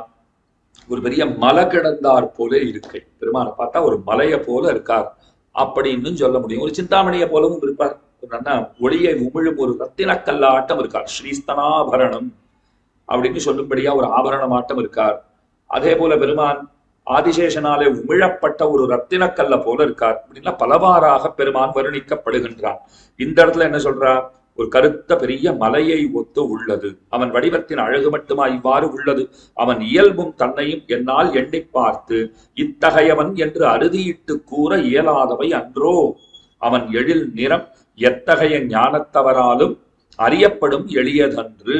பகவான் இப்படிப்பட்டவன் இன்னவன் என்று அவனை சொல்ல முடியுமா. அமதம் மதம் மதமதா அப்படின்லாம் சொல்லுவார்கள். அமதம் மதம் யஸ்யாமதம் தஸ்ய மதம், யஸ்ய அமதம் தஸ்ய மதம், மதம் யஸ்யன வேதசா அவிஜானம் விஜானதாம் விஜானம் அவிஜானதாம். பகவானுடைய பெருமைகளை இவ்வளவு தெரிஞ்சுக்கல, என்னால தெரிஞ்சுக்க முடியலேன்னு ஒருத்தன் சொன்னான்னா அவனுக்கு தான் பெருமானை தெரியும்னு அர்த்தம். ஏன்னா அவரை தெரிஞ்சுக்க முடியாதுன்னு தெரிஞ்சுக்கிறது தான் தெரிஞ்சுக்கிறது. நான் நல்லா தெரிஞ்சுக்கிட்டேன், அவனை எனக்கு நல்லா தெரியும் அப்படின்னா அவருக்கு தெரிஞ்சுக்கலன்னு அர்த்தம். ஏன்னா அவர் தெரிஞ்சுக்கவே முடியாதுன்னு நீ தெரிஞ்சுக்கவே இல்லையா, அது தெரிஞ்சுக்கிட்டா தான் நீ அவனை தெரிஞ்சுட்டு இருக்கேன்னு அர்த்தம். குழப்பலையே உங்களுக்கு, குழப்பமா இருந்தாலும் கொஞ்சம் தெளிவா தான் புரிஞ்சுக்கணும், வேற வழி கிடையாது. தெளிவா இருந்து புரிஞ்சுக்கணும். தெளிவா புரிஞ்சுக்கணும்னா நீ தெளிவா சொன்னா புரிஞ்சுக்க போறோம்னு நீங்கள் சொல்லலாம். நீங்களும் தெளிவா இருந்து இதை கேட்டுக்கொள்ள வேண்டும். பகவானை தெரிஞ்சுக்கிறதுனா என்னன்னா அவரை தெரிஞ்சுக்கவே முடியாதுன்னு தெரிஞ்சுக்கிறது தான் அவரை தெரிஞ்சுக்கிறது. பெருமான் என்னன்னா தெரியும் சுவாமி, எப்படி தெரியும், அவரை தெரிஞ்சுக்கவே முடியாதுன்னு தெரியும். இதுதான் அவரை பத்தி தெரிஞ்சுக்க வேண்டிய முக்கியமான ஒரு உண்மை. நன்னா தெரியும் அப்படின்னு ஒருத்தர் சொல்லிட்டாருன்னா என்னன்னு தெரியும், எல்லாம் தெரியுமா அவரை பத்தி, மொத்தம் தெரியும். என்ன அந்த சிறப்பு அந்த வைபவம் ஆழ்வார்களுக்கு தான் வாய்த்தது. ஏன்னா மயர்வரமத்தை நலமருள பெற்றவர்கள்ங்கிறதுனாலே நமக்கெல்லாம் அந்த மாதிரி அனுகிரகத்தை பகவான் செய்திருக்கிறாரா, ஆழ்வார்கள் அனுகிரகம் செய்திருக்கிறார்கள். அதனால நம்ம ஏதோ நல்ல போது போக்கிட்டு இருக்கோம், இருக்கட்டும். அப்ப இந்த இடத்துல பாருங்க, பெருமானுடைய இயல்பும் தன்னையும் தன்மையும் இத்தன்மையது, அவன் இத்தகையவன் அப்படின்னு எல்லாம் ஒருத்தராலையும் சொல்லவே முடியாது. எத்தனை அறிவு இருக்கிறவாளா இருந்தாலும் சொல்ல முடியாது. ஞானம் மிகுந்த நித்திய சூரிகளாலும் கூட நிச்சயமாக சொல்ல முடியாது. அவன் எழில் ஞான மிகுதியை நோக்கில் விண்ணையும் கடந்து விட்டது, அதன் மேல் தேவர் உலகிற்கும் அப்பாற்பட்டது. பெருமானுடைய எழில்ங்கிறது எப்படிப்பட்டதுன்னா அது ஸ்வர்கலோகத்துல இருக்கிறவா அவளுக்கு அப்பாற்பட்டது, தேவர் உலகிற்கு அப்பாற்பட்டது, அதுக்கு மேல சத்தியலோகத்திற்கும் அப்பாற்பட்டது. பரமபதவாசிகள் அங்கு எல்லா இடத்திலும் உள்ளோராலும் எம்பெருமான் எழில் இப்படிப்பட்டது என்று அளவிடும்படியானதோ, எல்லோருடைய எண்ணங்களுக்கும் அப்பாற்பட்டது அவனுடைய திருமேனி அழகு என்று ரொம்ப ஆச்சரியமாக இந்த இடத்துல இந்த அர்த்தத்தை இந்த பாசுரத்தாலே சொல்லுகிறார். வண்ணம் இத்தியாதி பிரஜை முலையிலே வாய் வைத்து தாய் முகத்தை பார்க்குமா போலே என்று பிள்ளை பிள்ளை ஆழ்வான்.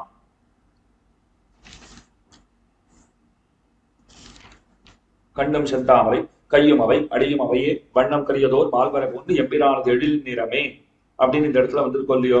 இந்த இடத்துல பாருங்க, பிள்ளை பிள்ளை ஆழ்வானுடைய ரொம்ப ஆச்சரியமான ஒரு வார்த்தை காட்டப்படுகிறது. குழந்தைக்கு தாயின் முலை போலே, ஒரு தாயார் இடத்துல எத்தனை அவயவங்கள் உறுப்புகள் இருந்தாலும் ஒரு குழந்தை தனக்கு பால் சுரக்கிற அந்த முலையிலே கண் வைத்திருக்குமா போலே அடியவர்களுக்கு எம்பெருமானுடைய திருவடியாகும். குழந்தை தாயின் முலையிலே வாய் வைத்து அது என்ன பண்ணும், அதுக்கப்புறம் அம்மாவுடைய மூஞ்சியை பார்த்துட்டு இருக்கும். அதை போல ஆழ்வார் என்ன பண்றாருன்னா எம்பெருமானுடைய திருவடியை நல்லா சேவிக்கிறார். அந்த அனுபவம் அவருக்கு ஏற்படுகிறது. அதற்கு பிற்பாடு அவனுடைய திருமேனியிலே கண் வைக்கிறார், அந்த திருமேனியை அனுபவிக்கிறார் என்று பிள்ளை பிள்ளையாழ்வான் சொல்றார்.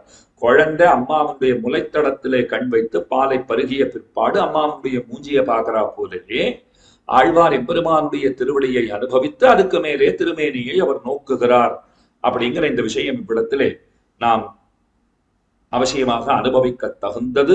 இந்த ஐதிஹ்யம் இந்த இடத்துல சொல்லப்பட்டிருக்கு. அதுக்கு மேல பாருங்க, ரொம்ப ஆச்சரியமான பாசுரம், 44ஆம் பாசுரம்.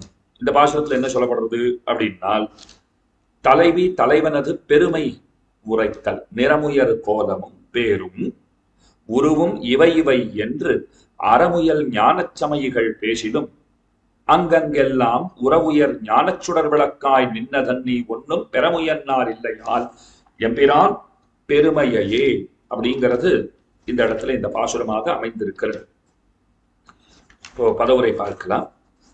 நிறம், திருமேனி நிறமும் உயர் கோலமும் சிறந்த அலங்காரமும் பேரும் திருநாமமும் உருவும் வடிவமும் இவை இவை என்று இன்னின்னவை என்று அறம் முயல் ஞான சமயிகள் பேசிலும் தர்ம மார்க்கத்தால் முயன்று பெற்ற ஞானத்தை உடைய வைதிக சம்பிரதாயஸ்தர்கள் ஒருவாறு பிறர்க்கு சொன்னாலும் அவர்கள் அங்கு அங்கு எல்லாம் கீழ்ச்சொன்ன நிறம் அலங்காரம் திருநாமம் வடிவம் இவை எல்லாவற்றிலும் உயர் ஞானம் சுடர் விளக்காய் நின்ற தன்னை மிக உயர்ந்த தமது ஞானமாகிற தீபத்தால் சிறிது விளக்கத்தை பெற்று நின்னதொழிய எம்பிரான பெருமையை எம்பெருமானுடைய ஒப்புயர்வற்ற மகிமையை ஒன்றும் பெற முயன்றார் இல்லை. ஒரு வகையாலும் முற்றும் அளவிட்டு கூற பெறும்படி முயற்சி செய்தார்கள் இல்லை. நாயகி நாயகனுடைய பெருமையை உரைக்கும் பாசுரம். வாழ்கொண்ட கண்ணார் யாரே வடிவினை முடிய கண்டார் ஊழ்கொண்ட சமயத்தன்னான் உருவு கண்டாரை ஒத்தார் என்றா போலே கம்பராமாயணத்திலிருந்து காட்டியிருக்கார். எப்பெருமானுடைய நாமம் ரூபம் குணம் முதலியவற்றில் அந்தந்த மதஸ்தர்கள் தாம் தாம் ஒவ்வொரு பகுதியை அறிந்ததை அன்றி முற்றும் எவரும் அறிந்திலர் என்கிறாள். அது பெருமானுடைய திருநாமங்கள் ஆகட்டும், சஹஸ்ரநாமம்னு சொல்றோம். ஒரு 1000 திருநாமங்களை அதுல பிடிச்சு கொடுத்துருக்கான்னா அவ்வளவுதான் எம்பெருமானுடைய திருநாமங்களான்னா சுவாமி அவ்வளவுதான் அதுல இருந்து எடுத்து சொல்ல முடிந்ததுன்னு தான் சொல்ல முடியுமே தவிர எவ்வளவுதான் அவருக்கு திருநாமங்கள்னு சொல்ல முடியுமா? அவனுடைய ரூபத்தை வர்ணிக்கிறேன்னா நம்மால எத்தனை வர்ணிக்க முடியுமோ அத்தனை தான், அவ்வளவுதான் செய்ய முடியும். இப்போ ஒரு மணி காலம் நம்ம உபன்யாசம் இந்த இடத்துல பண்றோம்னால் அவ்வளவுதான் இந்த திருவிருத்த பாசுரங்களுக்கு அர்த்தம் சொல்ல முடியுமான்னா நமக்கு அவ்வளவுதான் சக்தி. சுவாமி கேட்கிறவா அவ எவ்வளவு கூட மோசம் போகும். அவளுக்குன்னா 1/2 மணி ஷார்ட்ஸு மீம்ஸு ரீல்ஸு அப்படி இருந்தா தேவலாங்கிறாங்க. 1 மணி காலங்கிறது அவளுக்கு ரொம்ப அதிகமா இருக்கு. அப்ப அவ்வளவுதானே அவர் பெருமை என்ன?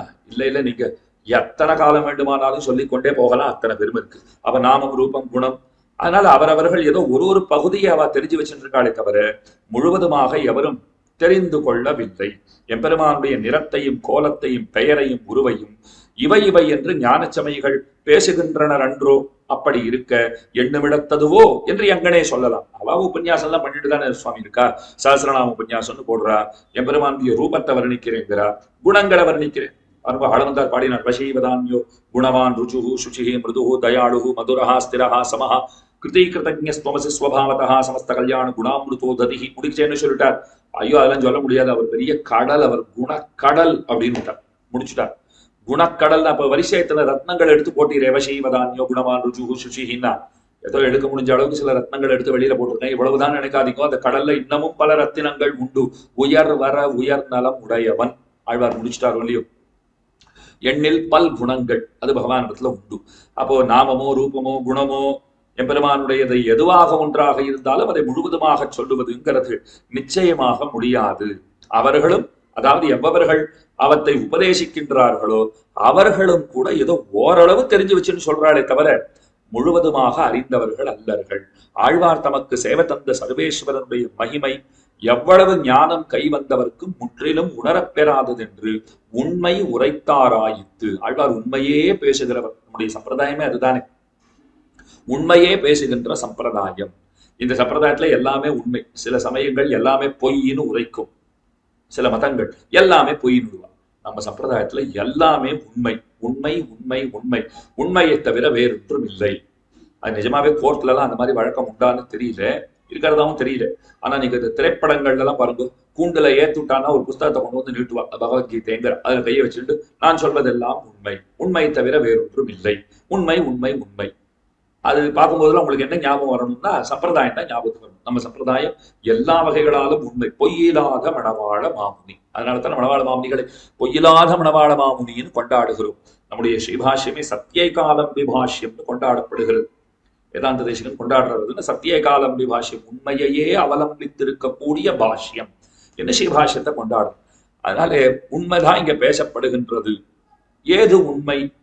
இந்த இடத்துல ஏது உண்மை அப்படின்னால் பெருமான்பை அந்த பெருமை இருக்கே, மகிமை எவ்வளவு ஞானம் கைவந்தவர்க்கும் முற்றிலும் உணரப்பெறாதது என்று உண்மை உரைத்தாராயிற்று. ஆழ்வார் எப்பேற்பட்டவர் அப்படின்னா பொய்யே பேசாதவர், உண்மையே பேச வந்தவர் அந்த பராங்குஷராகிற ஆழ்வார். அவர் உண்மை சொல்லியிருக்கார். ஸ்வயத்னத்தாலே அறிவோம் என்பார்க்கு அறிய முடியாததாய். கீழே சொன்ன விஷயம்தான். என் பிரயத்னத்தால தெரிஞ்சுக்கிறேன்னு ஒருத்தன் சொன்னா ஒரு நாளும் தெரிஞ்சுக்க முடியாது. அவனாலே மயர்வரமத்தினால் அவருளப் பெற்ற ஆழ்வார்கள், நிருகேத்துக்கு கிருபைக்கு எவ்வவர்கள் விஷயமானார்களோ ஆழ்வார்கள், அவர்களுக்குத்தான் தெரியும். பரம கிருபையினாலே அவன் விளங்கச் செய்கின்றான்ங்கிறதுனால தான் எம்பிரான்னு சொன்னார். உபகாரம் எத்தனை பெரிய உபகாரம் பெருமான் பண்றார் தெரியுமா? அவன் அருளாலே அறிவித்தான். என் முயற்சினாலும் தெரிஞ்சுக்க முடியாது, அவன் அருளாலே தெரிந்து கொண்டேன் அப்படிங்கிறதாக இந்த இடத்துல ரொம்ப ஆச்சரியமாக சொல்லப்பட்டிருக்கு. நிறமுயர் கோலமும் பேரும் உருவும் நிறமாவது முன்ன வண்ணம் பாலின் வண்ணம் முழுதும் நில நின்ற பின்ன வண்ணம் கொண்டல் வண்ணம். இன்னைக்குதான் ஹோலி பண்டிகை பரதேசங்கள்லாம் கொண்டாடுறாள். நேத்தி இன்னைக்கு துலேட்டி ஹோலின்னு கொண்டாடுவா. அப்படின்னு எழுதினேன். வண்ணங்களுக்குத்தான் வாழ்க்கையில எத்தனை மகத்துவம் இருக்கு. வண்ணங்கள் இல்லாத வாழ்க்கையை யாரேனும் விரும்புவர்களோ? யாரும் விரும்ப மாட்டார். வாழ்க்கையிலேயே வண்ணங்கள் உண்டு. ஒருத்தர் வேடிக்கையா இப்படி கூட சொன்னார், இன்னைக்கு ஹோலி ஹோலின்னு எல்லாம் கொண்டாடுவான், ஒருத்தருக்கு ஒருத்தர் அவாவா சட்டைகள்ல வண்ணப்பொடி எல்லாம் தூவிப்பான். இன்னைக்கு அத்தனை ஆனந்தமா இருப்பா. இன்னைக்கு அந்த வண்ணப்பொடி எல்லாம் அத்தனை ஆனந்தத்தை தரும். நாளை காத்தால் அந்த சட்டையை துவைக்க போடுச்சு, சட்டையெல்லாம் ஒரே கரன்மா. நாளைக்கு அது அழுக்கா தெரியறது வருகும். அதான் ஒருத்தர் ரொம்ப வேடிக்கையா சொன்னார், மனிதர்கள் இப்படித்தான் நிறம் மாறுகிறவர்கள். இவாளுக்கு என்ன சுவாமி தினப்படியே ஹோலி தான், நிறம் மாறிட்டே இருக்காவா, புதுசு புதுசா நிறத்தை எல்லாம் காட்டுற. நேத்து எப்படி இருந்தார், இன்னைக்கு எப்படி இருக்கா, நேத்து எப்படி பேசினார், இன்னைக்கு எப்படி பேசினார், அப்படி நிறம் மாறிட்டாரேங்கிறோம். அப்படி தினந்தோறும் ஹோலி கொண்டாடுறவா நிறைய பேர் இருப்பா. நாம் அந்த மாதிரிலாம் இருக்க வேண்டாம், ஒரே நிறத்தவர்களா எப்போதும் இருப்போம். வேடிக்கையா சொன்னாங்க, இன்னைக்கு வண்ணப்படியே வீசிப்பா, அது ஆனந்தத்தை தரும். நாளைக்கு என்ன சொல்லுவா, சட்டையெல்லாம் கரையின்வோம். அவ்வளவுதான் வாழ்க்கை, அவ்வளவுதான் உலகம்னு சொன்னார். அதனால பெருமானுக்கும் ஒரு ஒரு யுகத்துல ஒரு ஒரு நிறத்தவனாக அவன் இருக்கிறான் அப்படின்னு எல்லாம் சாஸ்திரங்களும் சொல்லுகின்றன, ஆழ்வார்களுடைய பாசனங்களும் தெரிவிக்கின்றன. அதுதான் இந்த இடத்துல நிறமுயர் கோலமும் பேரும் உருவும். பெருமானுடைய அந்த வெண்மை கருமை முதலியன அது முதல்ல நிறம்னு சொல்லப்பட்டது. கோலமாவன ஸ்ரீகௌஸ்துபமணி முதலியன, ஸ்ரீகௌஸ்துபம் முதலானவற்றை தரித்திருக்கிறார்களோ அது கோலம். பேர் சகசிரநாமங்கள், உரு மத்ய கூர்மாதி ரூப பேதங்கள் அப்படின்னு காட்டப்பட்டது. கடைசியா 45வது பாசுரம். கடைசியா 45வது பாசுரம் என்ன? இல்ல ஒரு பாசுரங்கள் உண்டு. நாம நம்முடைய அனுபவத்துல இன்றைக்கு கொண்டிருக்கிற கடைசியான 5வது பாசுரம். பெருங்கேழலார்த்தம் பெருங்கண் மலர் புண்டரீகம் நம்மேல் ஒருங்கே பிறழ வைத்தார் இவ்வகாலம் ஒருவர் நம்போல் வருங்கேழ்பவருளரே தொல்லை வாழியம் சூழ் பிறப்பு மருங்கே வரப்பெருமே சொல்லு வாழி மடநெஞ்சமே. மடநெஞ்சமே பேதநெஞ்சே பெருங்கேழலார் பிரளய வெள்ளத்தில் அழுந்தின பூமியை எடுப்பதற்கு மகாவராக ரூபியானவர். அவர் ரட்சிப்பதற்கு எளியதல்லாத அகாலம் இக்காலத்தில் தம்முடைய பெருங்கண் மலர் புண்டரீக பெரிய செந்தாமரை பூ போன்ற திருக்கண்களை நம்மேல் ஒருங்கே பெறழ வைத்தார். நம் பக்கலில் ஒரு படிப்பட மிளிரும்படி வைத்தார். கடாட்சித்து காத்தருளினார். நம் போல் வரும் கேள்பவர் ஒருவர் உளரே, அவரோடு நம்மை போல் பொருந்திய சம்பந்தம் பெற்றவர் வேறொருத்தர் உண்டோ? இல்லை.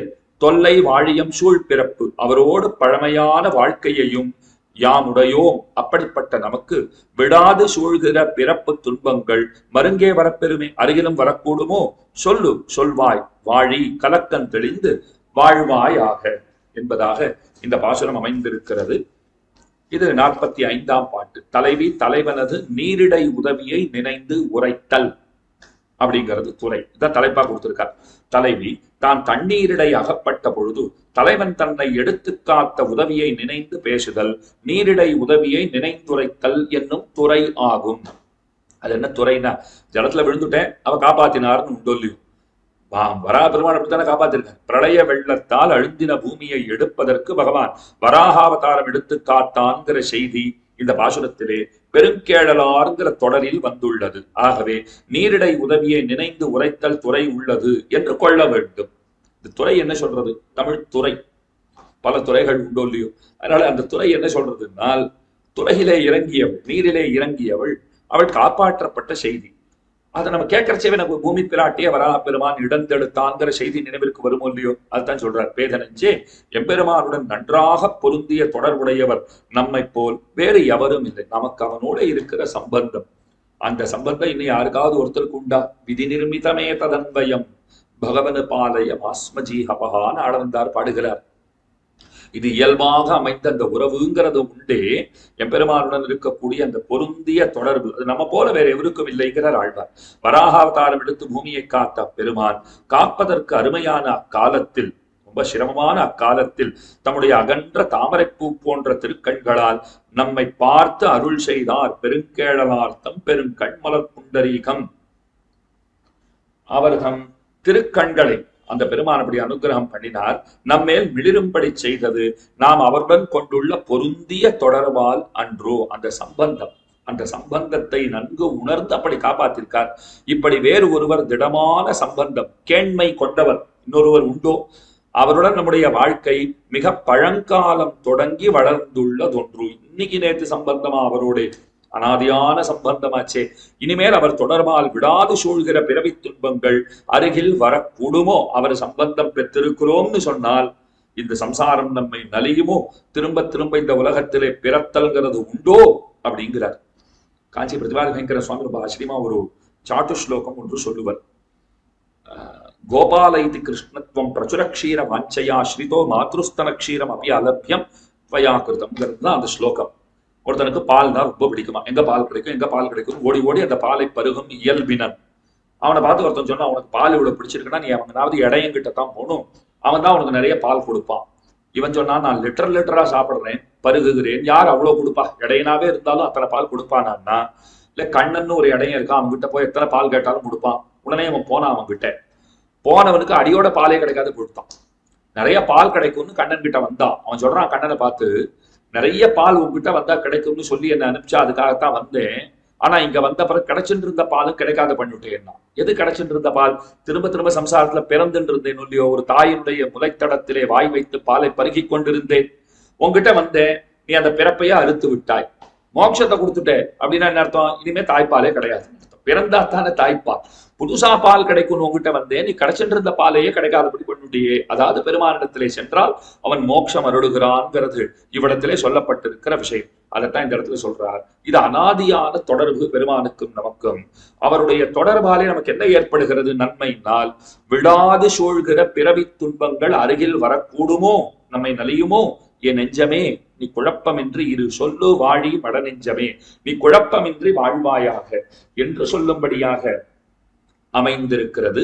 இப்ப கீழே 44ஆம் பாட்டிலையும் ஐதிஹ்யங்கள் உண்டு, அதை இப்போ சொல்லிடுறேன். பேரும்னு வந்தது இல்லையோ, அதுல பெருமானுடைய பேரை பத்தி அதுல வந்தது, திருநாமத்தை பத்தி வந்தது இல்லையோ.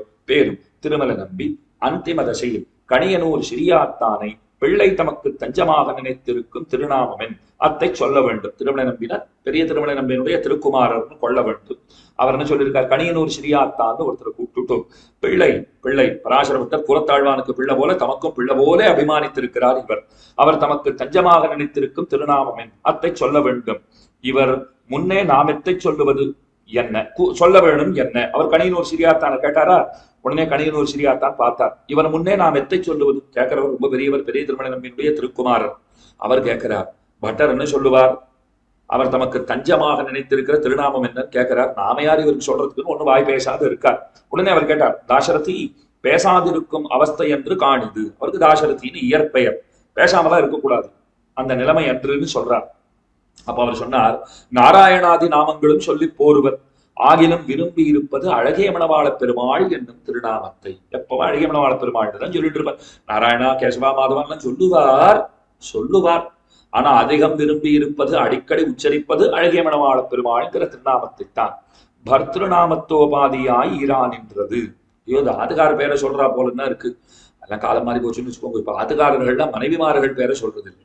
பழைய நாள்ல எல்லாம் மனைவிமார்கள் ஆத்துக்காரர் பேரை சொல்ல மாட்டார். இந்த பாட்டிகிட்ட எத்தனை சுத்தி வளைச்சு ஆத்துக்காரர் பேர் என்னன்னாலும், அவருக்கு சம்பத்குமார் ஆச்சாரிய சுவாமி பேர் எங்க தாத்தா. எங்க பாட்டிகிட்ட ஆத்துக்காரர் பேர் என்னன்னா திருநாராயணபுரத்து பெருமாள் பேருன்னுவா. அவர் பேர் என்னன்னா உங்க தாத்தாக்கு என்ன பேரோ அத்தான்வா. இந்த மாதிரிதான் சுத்தி சொல்வாளை தவிர வாய் திறந்து பேரை சொல்லவே மாட்டார். பாட்டி மட்டுமே இல்ல, அந்த காலத்துல இருந்த அத்தனை பெண்மணிகள் அப்படித்தானே இருந்தார்கள். அதனால இப்ப அழகிய மணவாள பெருமாள்னு சொன்னா அது பர்திருநாம கிரகணமாட்டம் இருக்கு அப்படிங்கிற. ஆத்துக்காரர் பேரை சொல்றா போல இருக்கே அந்த நாமத்தை சொல்லுமா போல இருக்கிறது. இருந்தாலும் பிள்ளை நினைத்திருந்தது போக்கி தஞ்சமில்லை என்று. ஆனா பட்டரே அதைத்தான் சொல்லுவார்னா நமக்கும் அதுதான் தஞ்சம். அழகிய மணவாள பெருமாளே சரணம்னு சொல்லிட்டே திருநாட்டுக்கு நடந்தார். அப்படியே திருநாடு அலங்கரித்தார் அப்படிங்கிற ஐதிஹ்யம். இன்னொன்னு இந்த இடத்துல காட்டுறார். ஆட்சி மகன் ஒருத்தர், அவருடைய அந்திம தசை, இறுதி தருணம், தன்னையும் அறியாதே கிடக்க, எதுவும் தெரியாம அவருடைய ஸ்மரணையே இல்லாத படுத்துட்டு இருக்கார். பட்டர் அவரை பார்க்கறதுக்கு வந்தார். செவியிலே ஊதினார் போலே அழகிய மணவாள பெருமாளே சரணம் என்ன. அவர் என்ன பண்ணிருக்கார், அவர் காதுல போய் அந்த ஆட்சி மகன்கிற அவர் காதுல போட்டு அழகிய மணவாள பெருமாள் அவரே சரணம் அப்படின்னு சொல்லியிருக்கார். பூர்வ வாசனையாலே அறிவு குடி புகுந்து, அதை கேட்ட உடனே அவருக்கு ஏதோ பிரஜை ஏற்பட்டு போச்சு. அவர் அடிக்கடி அந்த திருநாமத்தை சொல்லிட்டே இருப்பார் போல் இருக்கு. இந்த பிரஜை ஏற்பட்டு சொல்லியோ உடனே என்ன பண்ணிட்டார், அவர் அந்த திருநாமத்தை அவரும் சொல்லி திருநாட்டுக்கு நடந்தார் அப்படிங்கிறது சொல்லப்படுகிறது. இதுவும் 44ஆம் பாட்டினுடைய ஐதிஹ்யம் தான். அதுக்கு மேல இன்னொன்னு, ஆளவந்தார் மகனார் சொட்டை நம்பி அந்திம தசையிலே முதல்கள் அடைய புக்கிருந்து நீர் நினைத்து கிடக்கிறதன் என்ன படம் கேட்டிருக்கா. சொட்டை நம்பின்னு அவருக்கு பேரு. அவருடைய அந்திம தசை என்ன நினைச்சிருக்கீர்னா, ஸ்ரீவைகுண்டத்திலே சென்றால் நம்பெருமாளுடைய குளிர்ந்த முகம் போலே வைகுண்டநாதன் முகம் குளிர்ந்திருந்ததில்லையாகில் முறித்து கொண்டு இங்கேற ஓடிப்போரும் இத்தனை என்று கிடக்கிறேன் என்றார். பெருமானுடைய நிறம், உயர, கோலம், பேர், உருவம் இவற்றை எவரும் முடிய காண பெற்றவர்கள் இலர்னு பார்த்தோம் இல்லையா, அந்த இடத்துல இதை காட்டுறார். இங்க இருந்து அங்க போவேன், பெருமானுடைய அந்த பெருமானுடைய உருவம் இருக்கிறதே அங்க போய் சேவிப்பேன். இங்க இருக்கிற நம்பெருமாளை போல அவர் இல்லைன்னு சொன்னால் நான் திரும்பவும் ஓடி வந்து விடுவேன். அதே போல இன்னொரு ஐதிஹ்யமும் பாருங்க. பட்டர் பெருமாள் பாடே புக்கிருக்க பெருமாள் திருமஞ்சனத்துக்கு ஏறி அருளுகிறவர் பட்டரை கண்டு உனக்கு வேண்டுவதென் என்று கேட்டருள. பெருமாள் கேட்டார், உனக்கு என்ன வேணும்னு கேட்டார். சேலையை கடுக்கி திருவரையையும் துடைப்பற்றையும் ஒரு கால் காட்டியருள வேணும் என்னார். பெருமாள் அஞ்சினாயோ என்று கேட்டருள. உடனே அவர் சொன்னார், நாயந்தே பரமபதம் என் சிறு முறிப்படி அழியும் உம்முடைய குளிர்ந்த திருமுகமும் திருநாமத் தழும்பும் இழக்கிறேனாக கருதி அஞ்சா நின்றேன். பரமபதம் போறதை பத்தி இப்ப பயமானா, பரமபதம் போறதுக்கெல்லாம் ஒண்ணும் பெருசா பயம் கிடையாது. ஏன்னா பட்டருடைய திருமேனி ஏதோ கொஞ்சம் அவருக்கு அசக்கியமாகி போச்சு, ஏதோ சிரமம் ஏற்பட்டது. அப்போ ஒரு நாள் வந்து பாக்குறாரு, என்ன வேணும்னு பெருமாள் கேட்டார். சொல்றார், தேவருடைய திருவரை ஆடையை சற்றே விலக்கி இந்த திருவரை, திருத்துடை, திருமேனி அழகு இதெல்லாம் நான் சேவிக்கும்படி பண்ண வேண்டும். உடனே பெருமாளும் அப்படியே சேவை சாதிச்சுட்டார். அப்படி சாதாரணமா என்ன சொல்றோம்னா, பகவான் அந்த மாதிரி சேவிக்கிறவர்கள் விரைவாக வீடு பெறுவர்கள், மோட்சம் கிடைச்சிடும் அப்படின்னு சொல்லப்பட்டிருக்கு. உடனே பட்டர் சீக்கிரம் பரமபதம் போகணும்னு பயப்படுறீரா அப்படின்னு பட்டரை பார்த்து பெருமாள் கேட்டிருக்கார். அப்போ அவர் சொல்லியிருக்கார், ஐயோ எனக்கு எத்தனை பெருமைகளை தேவரீர் செய்திருக்கிறது, எனக்கு செய்யாத நன்மைகளே கிடையாது, இதற்கெல்லாம் அடைய நச்சு வேணாம். ஒரு சிறிய முறியிலே அதை இவனுக்கு பரமபதம் தந்தருள வேண்டும் ஒரு ஓலையில எழுதி நீர் கொடுத்துட்டா கூட, அதை ஒருத்தங்கிட்ட கொடுத்துட்டா அதை கொண்டு போனவனுக்கு கூட மோட்சம் நிச்சயமாக கிடைத்து விடும். அதுதான் அந்த அளவுக்கு அனுகிரகம் பண்ணுகிறவர் தேவரீர். ஆனா என் பிரச்சனை என்னன்னா, அங்கே போவேன், அங்க இருக்கிற பெருமாள் இங்க இருக்கிற நம்பெருமாளாட்டை சேவை சாதிப்பறான்னு என் மனசுல சந்தேகம் இருந்துட்டே இருக்கு. அது ஒண்ணுத்துக்கு தான் நான் பயப்படுறேனே தவிர பரமபதம் போறதை பத்தி கவலையே இல்லைன்னு சொன்னார். அந்த ஐதிஹ்யமும் இவ்விடத்திலே அனுசந்திக்க உரியது. அப்ப 44 பாட்டு கிடையாது. 45வது பாட்டினுடைய அர்த்தத்தையும் நாம பார்த்தாச்சு. வராக பெருமாளுடைய அனுகிரகம் பெற்றிருக்கிறேன், நீரிலே விழுந்தவளை காக்கின்றத போல பெருமான் பூமி பிராட்டிய காத்தா போல நம்மையும் காத்திருக்கிறார். அவர் நம்முடன் இருக்கிற போது இந்த பிறவியினாலே வரும் துன்பங்கள் நம்மை தீண்டாது அப்படிங்கிறத நம்முடைய நெஞ்சத்தை பார்த்து நீ குழப்பமின்றி வாழ்வாயாக. நம்முடைய நெஞ்சத்தை பார்த்து சொன்னதாகவுமா, நம்முடைய நெஞ்சங்களை பார்த்து சொன்னதாகவுமா, இப்படித்தான் அமைந்திருக்கிறது இந்த பாசுரம். இந்த 5 பாசுரங்களுடைய அர்த்த விசேஷங்களை யதாமதி யதாவகாசம் இந்த கோட்டியிலே விண்ணப்பிக்கும்படியான பாக்கியத்தை அடியேன் பெற்றேன். குத்தம் குறைகளை பெரியோர் பொறுத்துள்ள வேண்டுமாய் கேட்டுக்கொண்டு இந்த நல்வாய்ப்பை அடியனுக்கு நல்கின பெரியவர்கள் அனைவருக்கும், முக்கியமாக ஜியர் சுவாமிக்கும் அடியனுடைய பிரணாமங்களையும் கிருத்தஜதானுசந்தானங்களையும் சொல்லிக்கொண்டு அமைகிறேன் அடியேன். ஸ்ரீநகரியாம் மகாபுரியாம் தாமிரபரண்யுத்தரே தட்டே ஸ்ரீ தித்ருணீ மூலதாம்னே சடகோபாய மங்களம். ஸ்ரீமதே ரம்யஜாமாத்ரு மீந்திராய மகாத்மனே ஸ்ரீரங்கவாசினே பூயாத் நித்யஸ்ரீஹி நித்யமங்களம். பற்பமெனத்திகள் பைங்கழலும் தன் பல்லவமே விரலும்.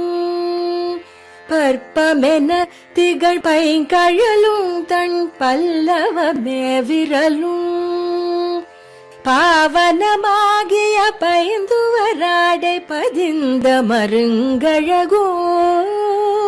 பாவனமாகிய பைந்துவராடை பதிந்த மருங்கழகும் முப்புரி நூலோடு முன் கையில் ஏந்திய முக்கோல் தன்னழகும் எப்பொழுதும் யதிராசன் வடிவழகு என் இதய துள்ளதால் இல்லை எனக்கெதிர் இல்லை எனக்கெதிர் இல்லை எனக்கெதிரே இல்லை எனக்கெதிர் இல்லை எனக்கெதிர் இல்லை எனக்கெதிரே இல்லை எனக்கெதிரே இல்லை எனக்கெதிரே இல்லை எனக்கெதிரே